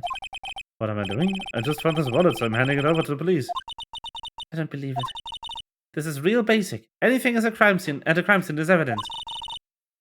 Let's be scientific about this, please. Just put it in your pocket. How is that scientific? Sounds like theft to me. Bling! I'm called to duty already, and at my tender age. What 16-year-old says at my tender age in all seriousness instead of ironically? Excuse me? Here, I'll teach you the tricks to examining evidence in detail, okay? But the way her eyes are sparkling, I can tell she's been waiting for this. Okay, now, look at the court record. You have to be sure to examine evidence carefully on all sides. I have not played this trial. Now, let's start examining from every angle.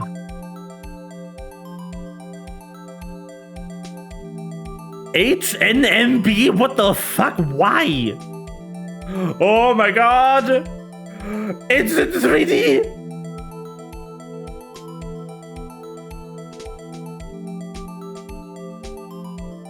Set this as your new screensaver. Hold on. Hide this behind Snake.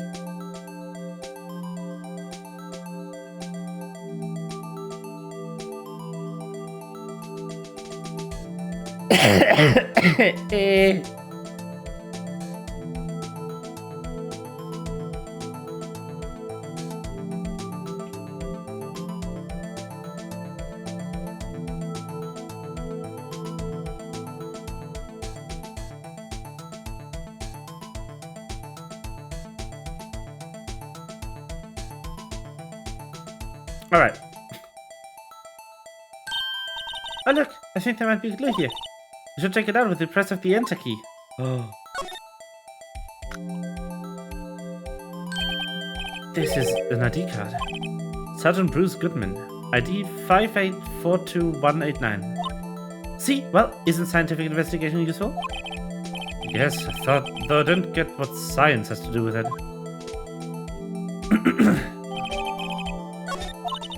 Let's be sure to examine every piece of evidence we find.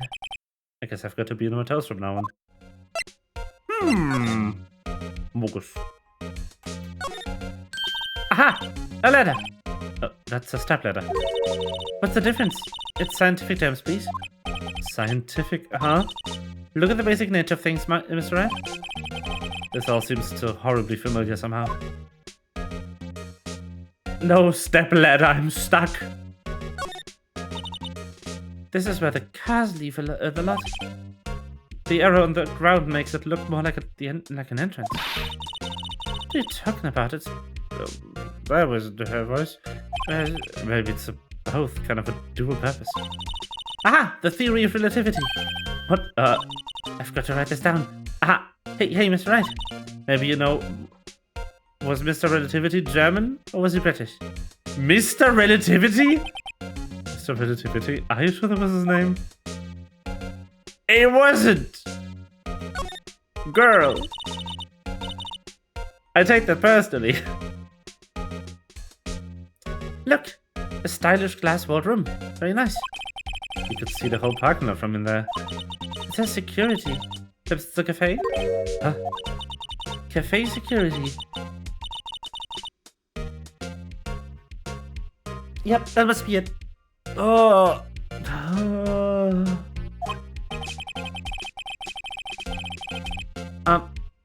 I hate to break it to you, but I think that's probably just the security guard office. You know, I scored a 97 on my science test the other day. Too bad they don't have tests for common sense. My science test, where you get tested in science. Very good. Look, a door. This must mean something. I'm not sure that doors mean anything. No, it won't open. Mysterious lock. I fail to see what's mysterious about it. Mr. Wright, you need to learn to enjoy life more. Let's finish our investigation first, shall we?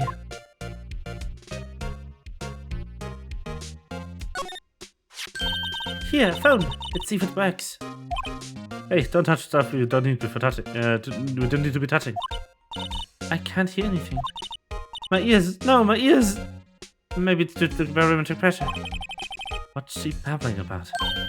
Hey, what did you say? See? You can hear just fine. The phone's broken.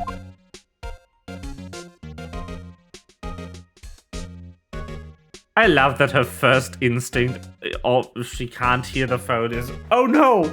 My ears must be broken! Like, yes. An oil drum. Looks like it's filled with water. It's heavy. I can't even budge it. The drum over here is on its side. Wait, I know. I'll hide in here into a stakeout. I think we'll probably just get arrested. Bet you might not even have to hide in the drum to get arrested. What? I'm not suspicious. Yes, you are. You are very sus. This wall is in a way. It's got a faucet for water. Wait, I know. This wall is merely a facade hiding the truth. This is no wall, but a water tank. I fail to see how it makes any difference either way.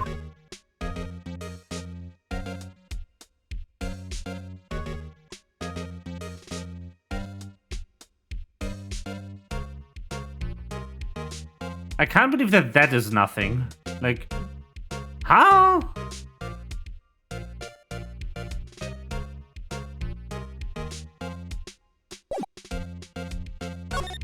Slide. Oh, hello.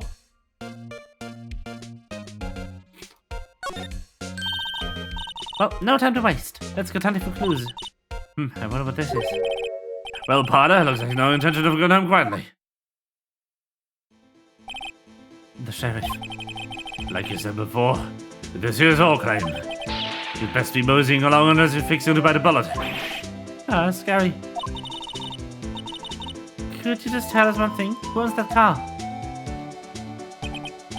Well, the little filly's got a good nose on her. Wanna know who rides that red Mustang with the boy in the saddle? Hey? Please? No problem, Potter. What time for victuals anyway? Just head to the saloon on the 4th prospector's office. Or just find you a cerveza if you like. Prospector's office? Where does this guy think he is? And when, for that matter? This pose. This mouth. You know I like this way to draw the mouth this much? It's because they drew Luz Noceda in Owl House the same way. Every time she was super into something. Just the, yes. Noted. Note to self, look up Vit Saloon Cerveza. I don't know what Vitals means, but Cerveza is beer. Maybe we should check out room 1202, the high prosecutor's office. Whom? Luz.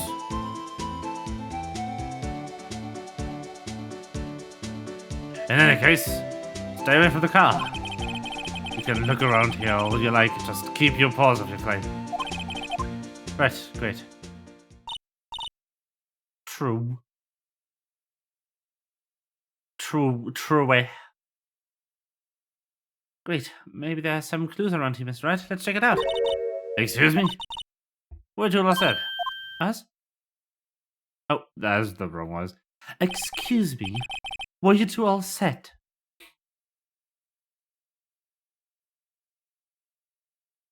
What's this? She couldn't be. You're selling lunches? Here? This is a crime scene. Hello, half and half, was it?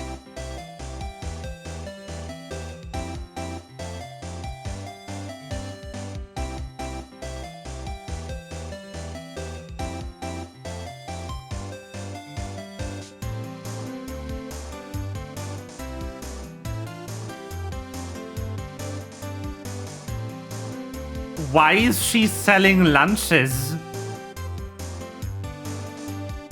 In a parking garage?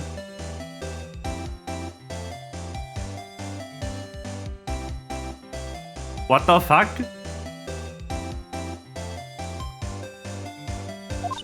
No, thanks. And you, sir? Yes? Some crunchy goodness coming at you? Thanks. Interesting way of doing business. This area is off limits for anyone without a clearance, especially passers-by. Are you officers? No, but you don't exactly look like the type to have a clearance. Well, that's hardly any way to greet someone. Even if my days as Carthup Queen are over. Carthup, huh? You know, I'm feeling kind of full. Maybe I'll pass on the lunch. I'm quite connected to this case, you see. The images are burnt into my eyes, you might say. Yes, all the sordid secrets. Secrets? Dimmy, you are a slow one, aren't you?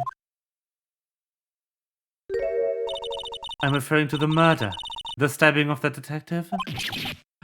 What? A witness clearly saw me committing the crime. You mean you're the witness my sister was talking about? Please, Carthup Queen, tell us what happened. The name's Angel Star. Don't you go forgetting it. Or before you know it, I'll have you whimpering at my heels. Yes, ma'am.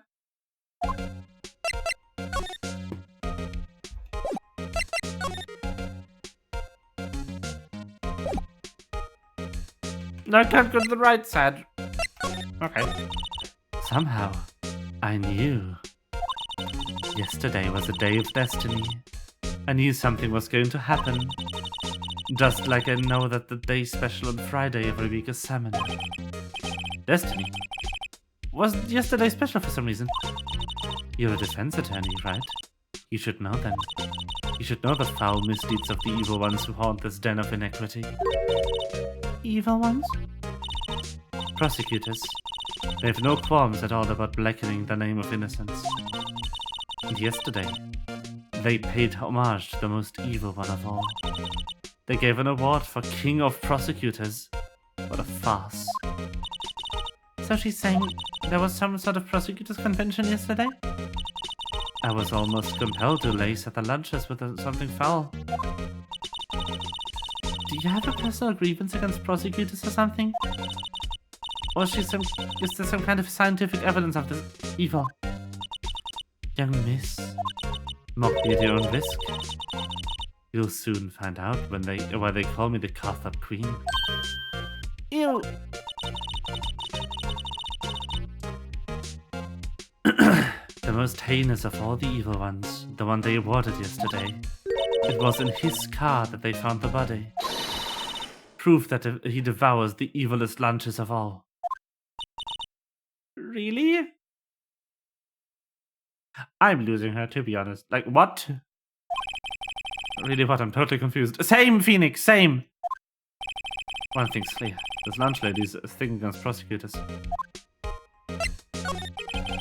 So what exactly was that you witnessed, mister? It was a fascinating spectacle, to be sure. I now feel I know what they say when they talk about woman's wrath. To see Lana Sky wield that knife so. The knife flashed in anger, bringing him to a sad end. It was truly a sight to see.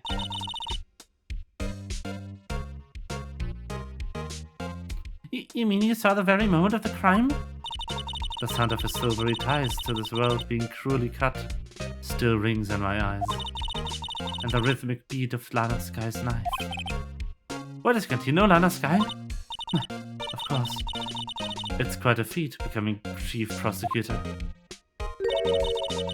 How many lunchboxes of sin did she pack to make that journey, I wonder? She always tells light. Why would this pretty lunch lady know the chief prosecutor's name? Could we ask you a bit about myself, mister? I come here every day to sell lunches. I import only the freshest and best from the Far East. And by that I mean this town. For some reason, the box lunches are a hit here. Why not make the lunches here rather than import them? Did you say something? No. Only true connoisseurs can understand. The kind you can only tell someone who has tried General Tatso's Trilogy lounge. This box.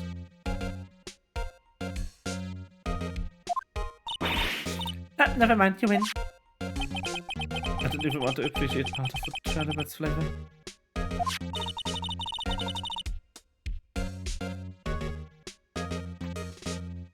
Anyway, I come here every day to sell lunches. My boyfriend works in the security room here at the prosecutor's office. Your boyfriend? See the security room over there? The glass-walled booth? I sell my lunches, and since I'm here anyway, I drop in to see him. See here anyway? I guess selling lunches is more important than romance. So scientifically analyze the data available so far. You, mister, are a lunch vendor with an ulterior motive for coming here. Useful analysis. Not. Did you have a bad experience with the prosecutor, mister? I sense some hostility. Hostility? Perhaps. Prosecutors are all alike. And the bigger they get, the worse they smell. Kind of like 10-day-old clams in the chowder. I wonder if Miss Star was involved in some sort of legal trouble in the past.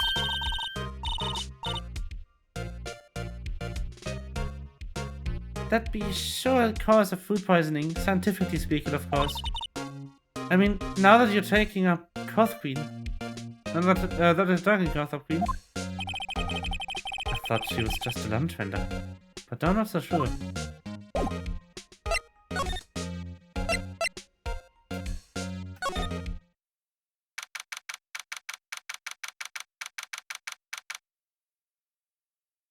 What am I looking at?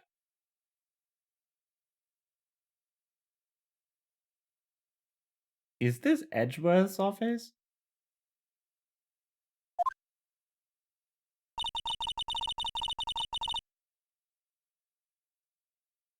I mean, his red food is so much more important than romance. I mean, yeah. Food keeps you alive. Obviously, it is more important than romance. Fill basic needs before you fill complex needs. It's not that difficult. What the fuck?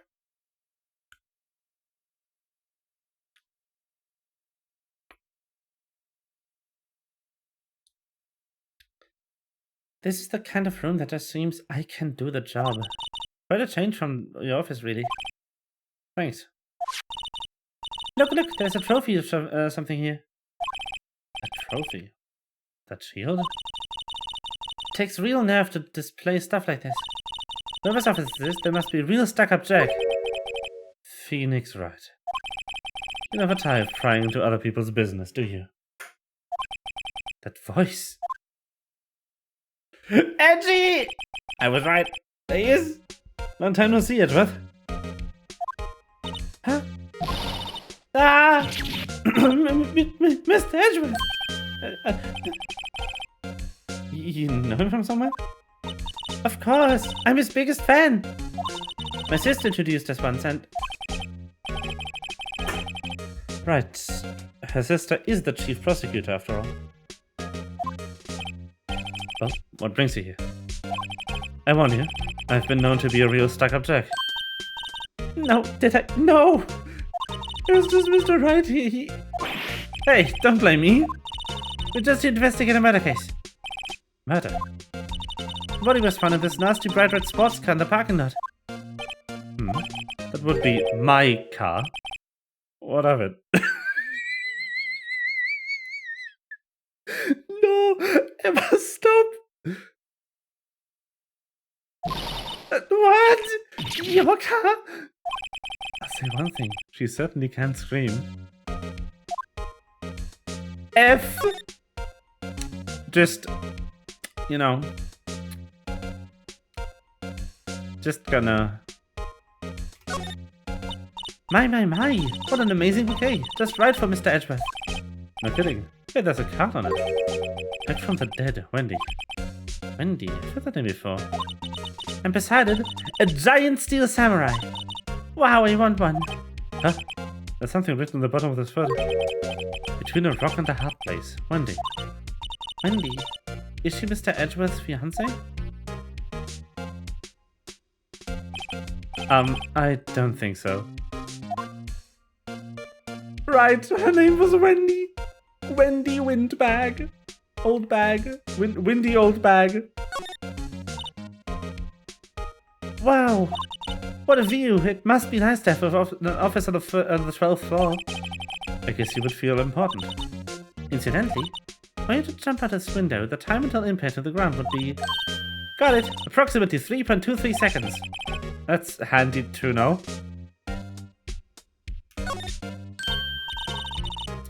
Wow, this jacket is even lacier than the usual ones. This must be his lucky trial jacket. Lucky jacket, right. I've never seen him wear it. I'm sure there's a story behind why it is in a frame. Maybe it'll be naughty and take a picture. She's getting way too excited about this. I've been wondering, what the heck is this? It has a big K on it. Oh, prosecutors. Huh? What's that? It's the King of Prosecutors trophy. King of Prosecutors? It's a great honor. They sent her to shield the best prosecutor each year. What? So? That K, that's... K stands for King. Yeah, you got a problem with that? I didn't design the thing. King of Prosecutors. Kind of like Employee of the Month, only better.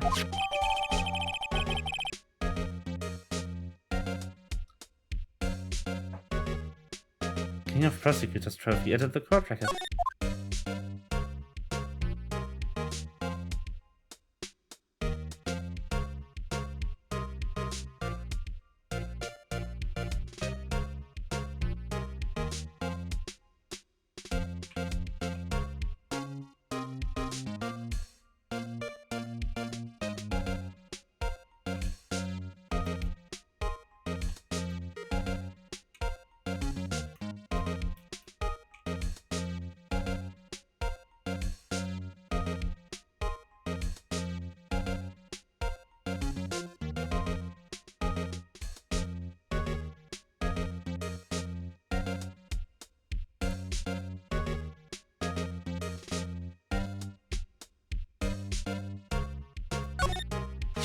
So that's the King of Prosecutors shield, huh? Well done, Ashworth. You must be proud to be the King of Prosecutors. Congratulations, King of Prosecutors! Please stop saying that. Let's explain one thing. Why is the tip of the shield broken off? that desk. It's quite tidy as one might expect. What a nice desk. Easy to use and easy on the eyes. It's polished so well I can see my own reflection. Strange. Why did I just picture Detective Gumshoe? Maybe I'll take that name Mrs. Blake as a souvenir. Don't. He'll sue you. I mean, yeah. And he'll win. Wow! These are all case files? They're stacked up to the ceiling. There's even a ladder. Odd. I thought Edgeworth wasn't good with heights. Must have get them for him. Strange. Why did I just picture Detective Gumshoe again? He must study these case reports so closely. He's so cool. You wouldn't say that if you saw him sweating bullets up in the ladder. Oh, cute! What a pretty tea set. I go more for the instant tea bags myself. Amazing! The drawer below is filled with packets of tea leaves. They all sorted by place of origin and flavor. Look at this royal blend. What an exquisitely splendid concoction. There's such a thing as taking a hobby too far. There's no such thing as taking a hobby too far, especially tea. I love tea. I still have to buy, like, the equipment, so to speak, for, making matcha correctly. Hey! Chessboard! I'm not too up at my chess, but it looks like it's blue's in a bit of a tight spot. The red knights have surrounded the blue pawn. Huh? Those horses are mountain knights. The swords have really sharp edges. And check out that poor pawn. His head is kind of spiky. Kind of reminds me of you. Mr. Edgeworth must be an avid chess player. What's wrong, Mr. Man? That's right. Edges surrounding a pawn with spiky hair? Nah, it's nothing. Oh my god, that's so cute. He's flirting via chessboard. Let's go.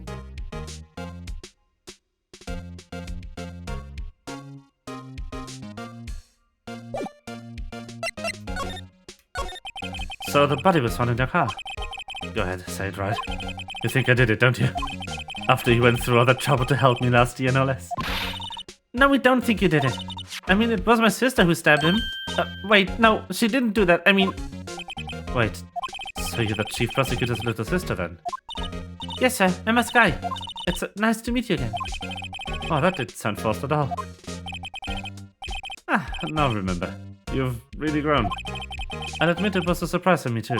To think that my own car would become the scene of a murder. More surprising still, I'm being forced to prove my superior's guilt. I can't understand. Wait, what did you say? Lana Sky is the chief prosecutor, the top prosecutor of the district. She can't prosecute herself, so I'll be the prosecutor at the trial tomorrow. You, Mr. Edgeworth. Yes! To be honest, it's a bit of a miracle I'm still here at all. What do you mean? Rumors. You've heard the rumors about me, haven't you? Miles Edgeworth. It's hard to remember a time when there weren't rumors about this guy.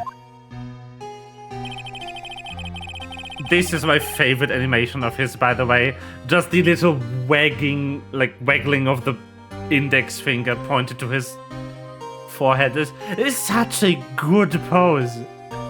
Now that's a nerd. Oh no. Forging evidence, arranging false testimony, illegal searches, you name it.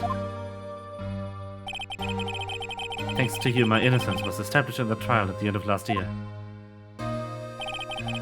However, there's some who say I'm the one responsible for the current incident. What? That's crazy. Some people need very little excuse to think ill of others. It's a fact of life, impossible to stop. The final case against Edgeworth! Yes! Exactly my emotions right now. Perfectly encapsulated. But... Some of them even go so far as to present me with toys like this. They think it's funny. Toys, the bronze shield. There's got to be a story behind that one. Chief Prosecutor Sky? Yes. We worked together in that case 2 years ago. It was my first big case. That's right, I remember. 2 3 years ago. I wasn't even a lawyer yet. Since then, I always felt that she wasn't looking out for me. She was looking out for me. It appears I was mistaken. Mistaken? Why? I mean, I know she's not the warmest person, but I'm sure she felt some responsibility for you. Then why? Why did she stab someone in the trunk of my car? Not only that, she stabbed him with my knife. What? Mr. Edgeworth, your knife was the murder weapon? To be specific, it was the knife I keep in the toolbox in the trunk of my car. Edgeworth? What? Are you sure you didn't do it? Are you sure you didn't accidentally stab someone in your car with your knife? Yeah. Come on, can't you take a joke? You have a strange sense of humor, Mr. Wright. This case is very much worth the edge. Yes. Mr. Edgeworth has such a comfy sofa.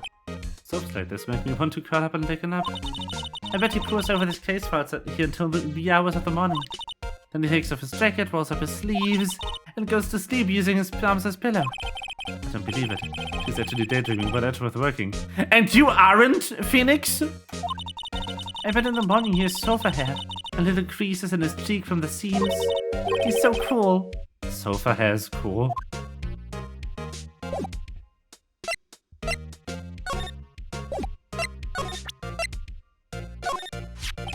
Say, Edgeworth, I was wondering about this. Mr. Wright! Huh? What? Are you sure you should be showing that to Mr. Edgeworth? Oh, he'll take it for sure, won't he? I actually forgot he was prosecuting the case for a second. Well, talk to you later, Edgy.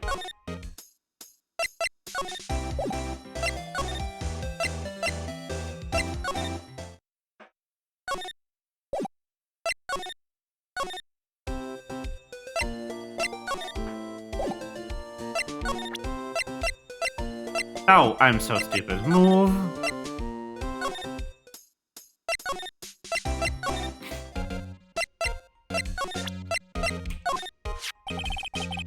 So basically, this says you were the best of the best last year, huh?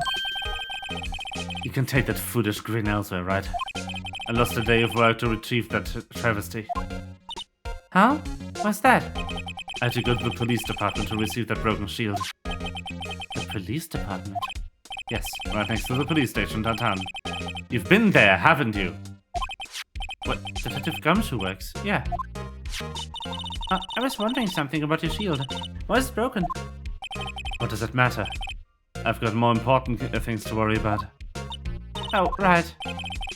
Doesn't seem too concerned about his award for better or for worse. Yesterday was a very busy day for the prosecutor's office. Maybe we should ask him about yesterday.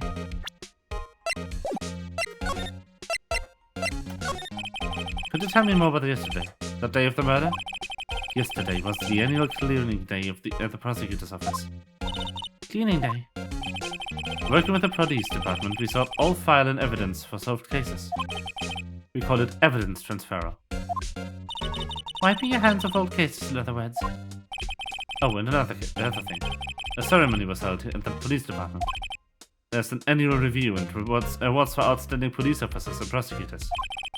And that's when you got the shield.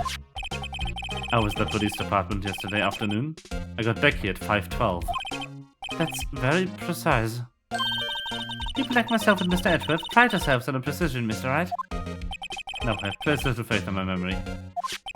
The only thing I trust is solid evidence.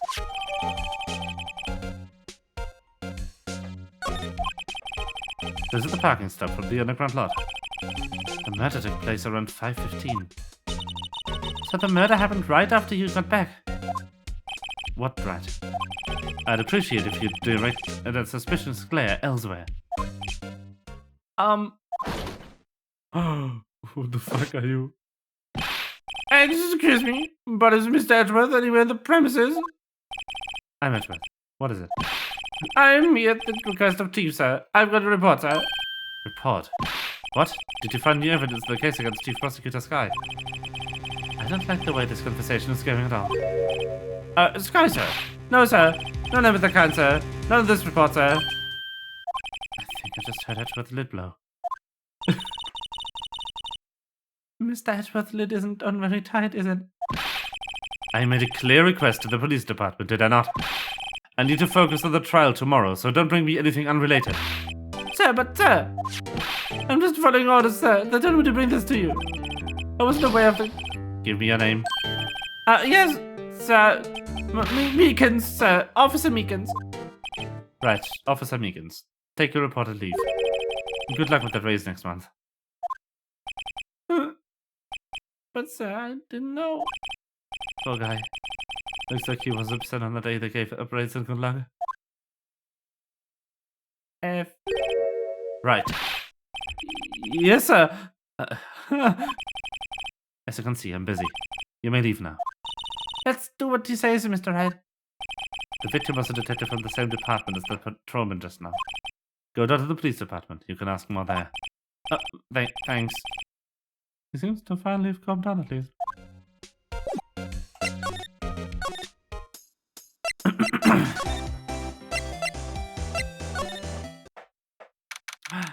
The thing.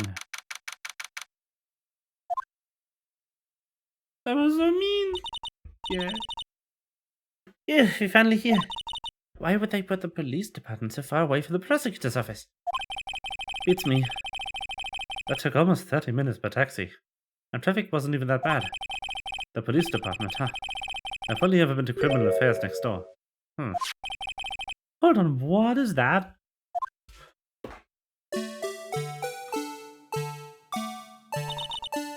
Disturbing. Why does it undulate like that? Oh wait, I know. This is Blue Badger. They're trying to make him the police mascot. Wow, Mr. Wright, you sure know a lot about the police. Still, he does seem familiar somehow. Forget the Blue Badger. Who is that next to him? Someone appears to be dancing with the Blue Badger. Oh, he noticed me. He sure is running over here fast. Hey, pal! What are you doing here? That's my line, Detective Gumshoe. Specifically, why were you dancing over there? Well, at least he doesn't seem too busy. This is our chance to get information. Hey, all of you know I'm a very busy man, pal. There he is. I'll give you one murder to Val's, pal. You better not agree to defend the suspect in this case. Why not?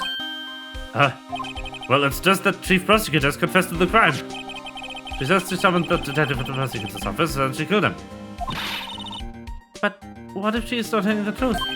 Yes, well, no. Come on, pal. There's plenty of evidence against her. Flora, stop!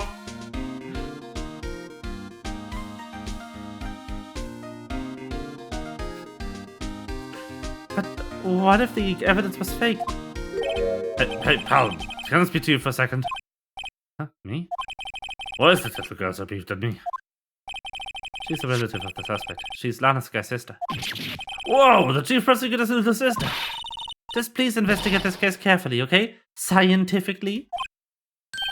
Yes, sir! Oh, by the way. I refuse!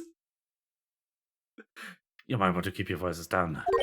You don't want to be overheard using words like faked. Huh? It's a sensitive issue with us these days.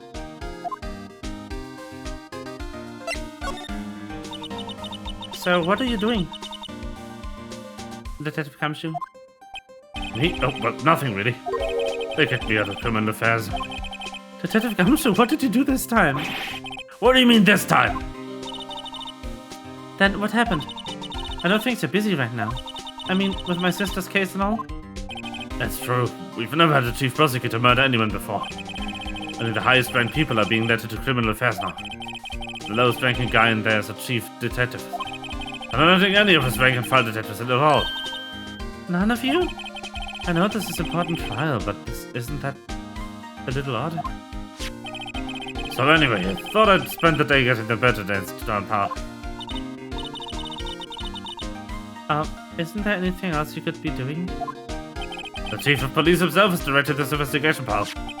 And Officer Marshall was assigned to the underground parking lot. Officer Marshall? What did I think about it, Emma? Emma did seem to know that Marshall guy. A patrolman in charge of the crime scene. It's unheard of, pal. It is weird. What the fuck? Hey, pal. There's a detective's ID card. You can't just keep that. You have to return it to the police. It's people like you that get me into some trouble all the time. Mini Detective comes to must drop his card out. Let's see. Bruce Goodman. Goodman. That's familiar. Nah, my mistake.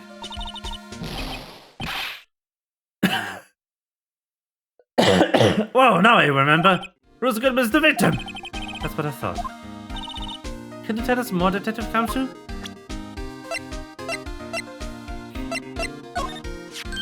Hey, that's it. That's the King's Prosecutor's Award that Mr. Edgeworth got yesterday. Were you at the award ceremony, Detective Kamsu? Of course, pal. I got an award for my diligence myself. Ah, congrats. I was wondering, why is the award a shield? And why is it broken? Oh, there's a reason. I'll tell you what it is later. Apparently he's forgotten. Naysayers.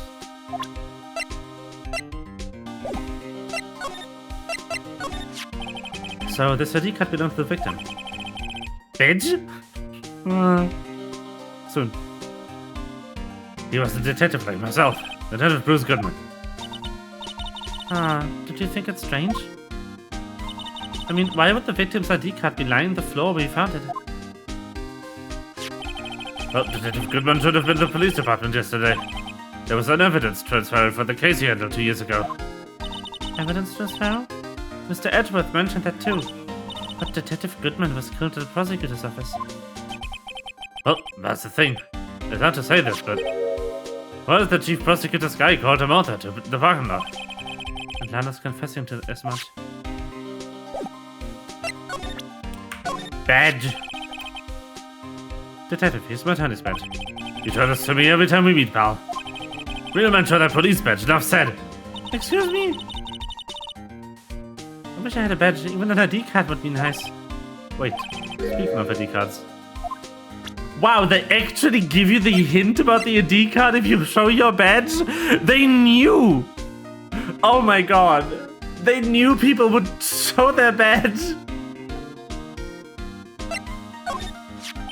Found him, Mr. Edgeworth's cars. That's not good. Someone must have had a grudge against Mr. Edgeworth.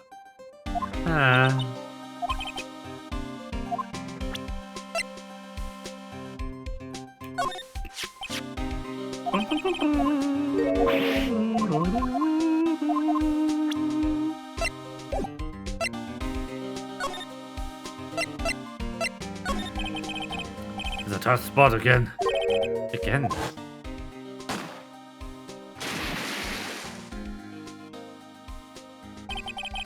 Well, it all started with the murder of the defense attorney, Hammond. But Mr. Edgeworth was found innocent. Listen, pal, there have been always rumors about Edgeworth. Forging evidence, making deals with witnesses. Nothing went right, but there were always whispered rumors. Ever since he was accused of murder, no one's whispering. They're practically shouting. But there's no evidence against him. Well, Mr. Edgeworth has always had usually strong ties with the department higher-ups. It's only natural that people would be suspicious. No idea, it was under the gun. Anyway, Ledger's case has started a new rumor. People say the only reason he took this case is because he's aiming for the chief prosecutor position himself. What? But I know the truth, pal.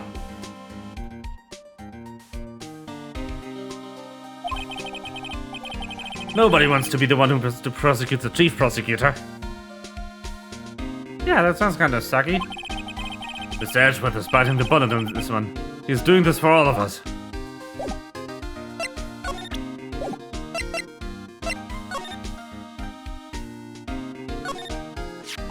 I was wondering about that. What, the Dancing Blue Badger? A masterpiece. You made this, Detective Kamsu? The chief threw together some designs and just did my thing, pal. Nice work. It's battery powered, so it could go anywhere.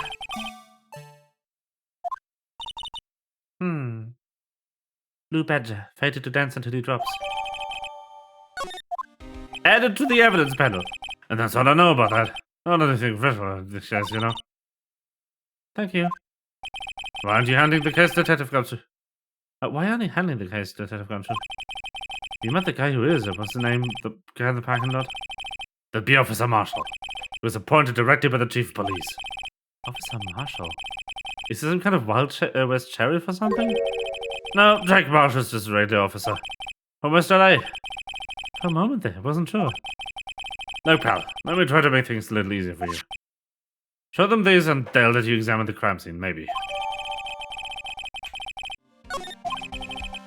I was surprised if this gets us anywhere. Just as if you're supposed to be there, nobody will look at you twice, pal. Thanks, Gumshoe. Looks like the investigation is still going. After getting British Arabs, someone's spitted to some sleeps. I see my dreams done tonight, baby. Okay. Ah. Oh, still here? Oh, hello. Why the surprised looks? Didn't I mention? I've got a boyfriend at criminal affairs too. What happened to the security guard? Hey, what's wrong, Bambina?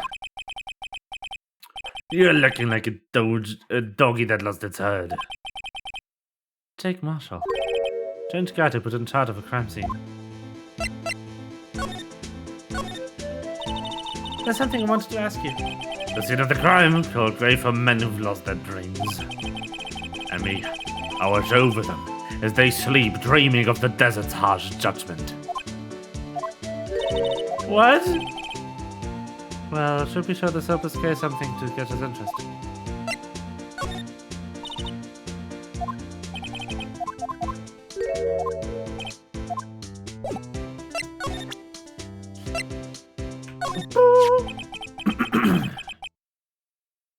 Would you mind reading this for me? What's this? I warn you, fan letters to me, go right to the spittoon. It's a letter of introduction from Detective Gumshoe. May we investigate? Gumshoe? Oh, that old cold dog. You're holding a birthday party or something? Ah. Look, what should say in the introduction? It says invitation. Ah, I think you just miswrote. Wait, why am I getting defensive here? No worries, this proves that from a Detective Gumshoe better than any blood test. Guess it better to let you in then. Thank you, Officer Marshall. Oh, that's right. He's a patrolman, not a detective. Which reminds me. Hey, wait a sec. Isn't a crime scene supposed to be handled by a detective for hire? Oh, focus. The clues are calling. Welcome to a gold strike. Be it the settler. Strike out for an ends unknown. Manifest destiny. Let's have a hootenanny. Not as help. Police investigations are accepting land. Well, Mr. Wright, what do you say? I say I won't be needing this anymore.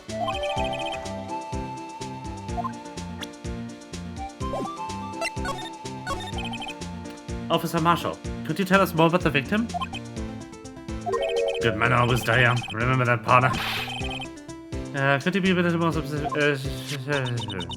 Bruce Goodman, he was a detective, right? Well, aren't you a feisty doggy right here?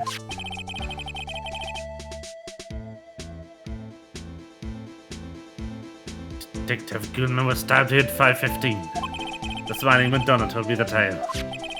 I think he means the witness, Miss Angel Starr. One step to the chest. A fine piece of work. This here's your autopsy report. Goodman's autopsy report. Okay. Was my sister involved with the victim in any way? Funny you should mention that, Bambina. Chief Prosecutor Sky, Detective Goodman, had nothing in common at all. Nothing in common? They apparently worked together on a case a few years back. So there's no motive. Goodman wasn't a particularly gifted detective. There's one reason why he didn't do much work with the chief prosecutor. Your sister caught the victim here on the day of the murder, right? Here to this parking lot? So it seems. I caught an unarmed man to shoot at high noon. At high noon. I don't mean any offense, but Officer Marshall, you're a patrolman, right? Not a detective? Calling me out? They shoot you for that in Texas. Huh? I was one of the fancy shoot detective. Tell you 2 years ago, tell you the truth. Oh, really? Now he tells me. But you're a patrolman now, so how can you be in charge of a crime scene? Nothing gets by you, does it, Bambina? So why are you in charge? No reason, we're just short on hands for now. I'm keeping an eye out in the meantime. It's odd, though. Detective Gumshoe was saying that nothing to do. Nothing important, at least. He's nothing but a sad old cowdog that can't find his tail. Maybe it's because he runs with an Edgeworth, eh? Edgeworth? The cowdog's been kicked out of this kettle run by all of the chief police. You just don't realize it yet. Detective Gumshoe kicked out of the investigation.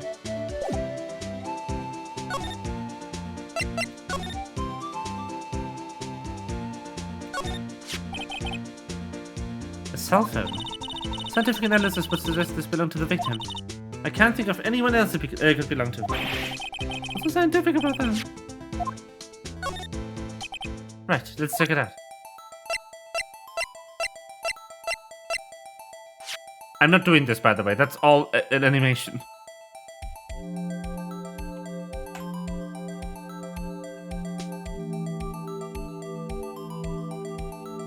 Remove battery. Okay. Boot up. This phone's still on the readout screen. Readout? Mr. Wright, most phones keep a record of all the calls you've made and received. You just press the blue button to display the last number you called. Convenient, isn't it? I'm surprised you didn't know about it. Sorry to disappoint you, but even I know about things that's like readout. Huh? Oh, I'm sorry. It's just you never know with people from your generation. Whatever, let's check the phone out.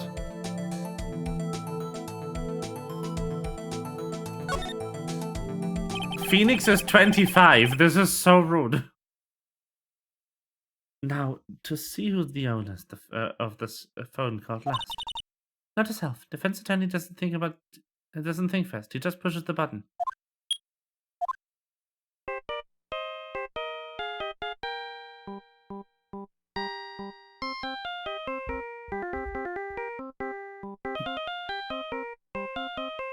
I didn't know it was here already. Let's go.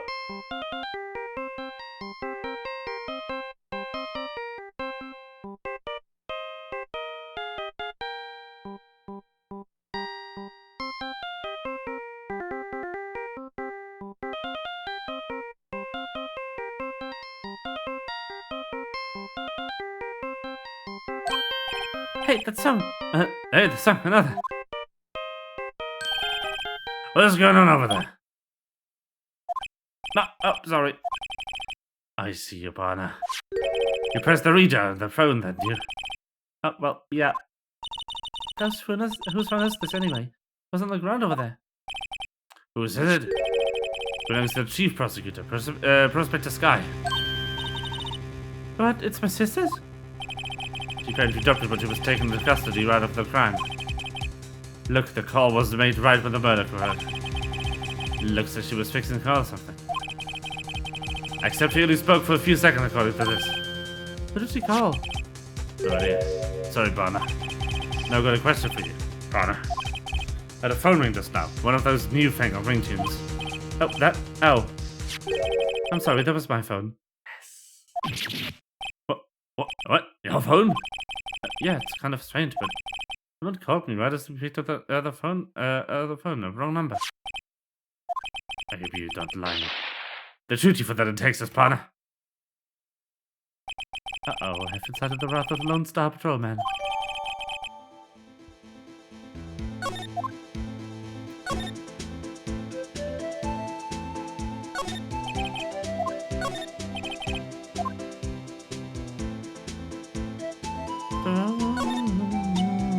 A block. This area is reserved for prosecutors. Defense attorneys are relegated to B block. I dream of the day when I will be able to park my car here. I go over to B block just to buy my hamburgers from you, Mr. Wright. I'm not planning to give fingerprint job that soon. B block is through here. That's our visitors park. I can see the Lunchland car over there. It's far in the distance. Hey, you're right. That's the cutest sign on the door. I can see a cartoon cow munching down on a juicy-looking steak. Doesn't it strike you a little creepy? Just don't think too deeply about it, it'll be fine. This appears to be the car where the body was found. Looks like the lock on the truck is still busted. The crime took place at the underground parking lot of the prosecutor's office. The body was found in the trunk of my subordinate's car. They're shooting for anything in Texas. True! Quite a luxury car. It just screams I have money to burn. Yeah, prosecutors get the big bugs. This rope is... Yep, that added to the outline of the victim's body. So wait, the victim must have died when the killer closed the trunk on him. You have got to be the only person in that would come to that conclusion.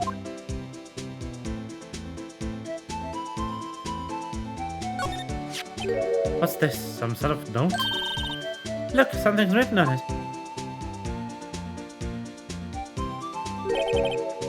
You're right, let's see. 67S122. There's a name printed on the paper above that. Goodman. Maybe it fell out of his pocket when he was killed. Oh, so what does it mean, Mr. Wright? How am I supposed to know? What's south? For deductive reasoning, go to Edgeworth. Not right. I'm sure Edgeworth wouldn't know what this means either. Goodman noted it.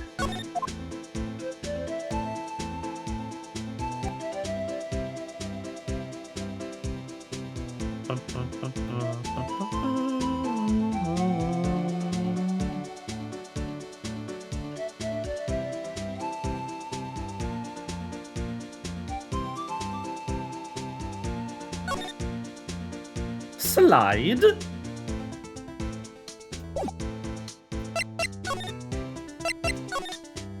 So, there's no connection between Detective Goodman and my sister. That's correct, but there's a goldmine of evidence against her. And the prosecutor tomorrow is none other than Edgeworth himself. I'm afraid your sister's fate is decided, Bambina. Many condolences. Officer Marshall. Yeah, Bambina? How can you say that? You're my sister, you were... Is there something between the cop and her sister that I don't know about? I apologize, Bambina.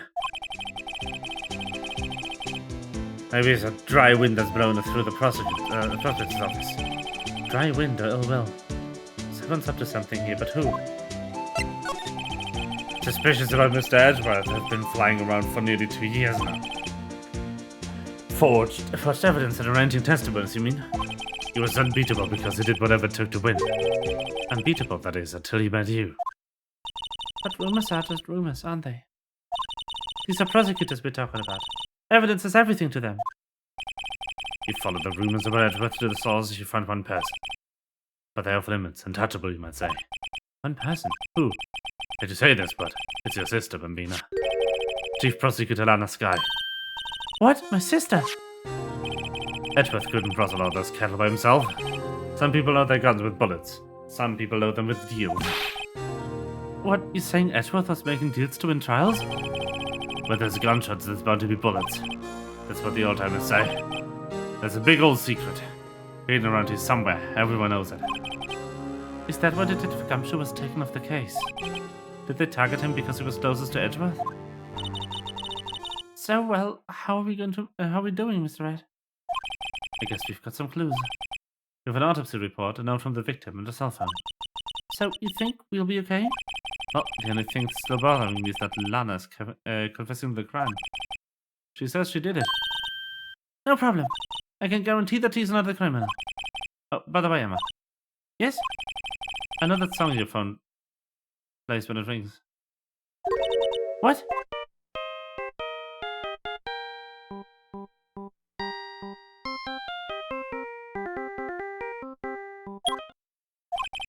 It's the Sea Samurai theme song, isn't it? A popular TV show for kids. The phone that rang earlier wasn't mine. It was yours. At 5:18, just after the murder took place. Your sister called you, didn't she, Emma? I'm sorry. Can you tell me what you talked about? She hung up right away. I see.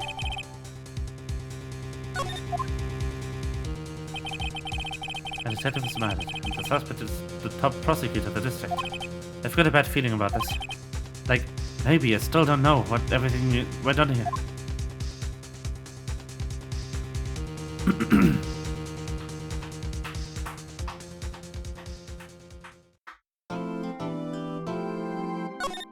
Bim, bim, bim, bim, bing. All right.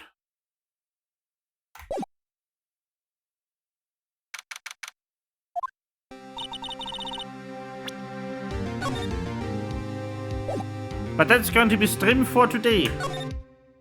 We'll continue this trial next time.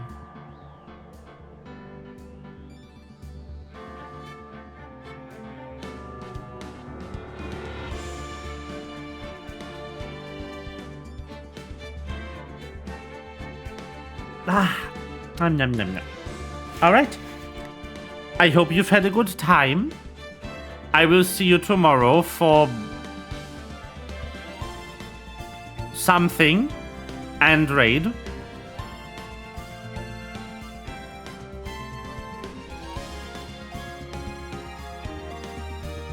And yeah. That's what'll happen. I wish you good night.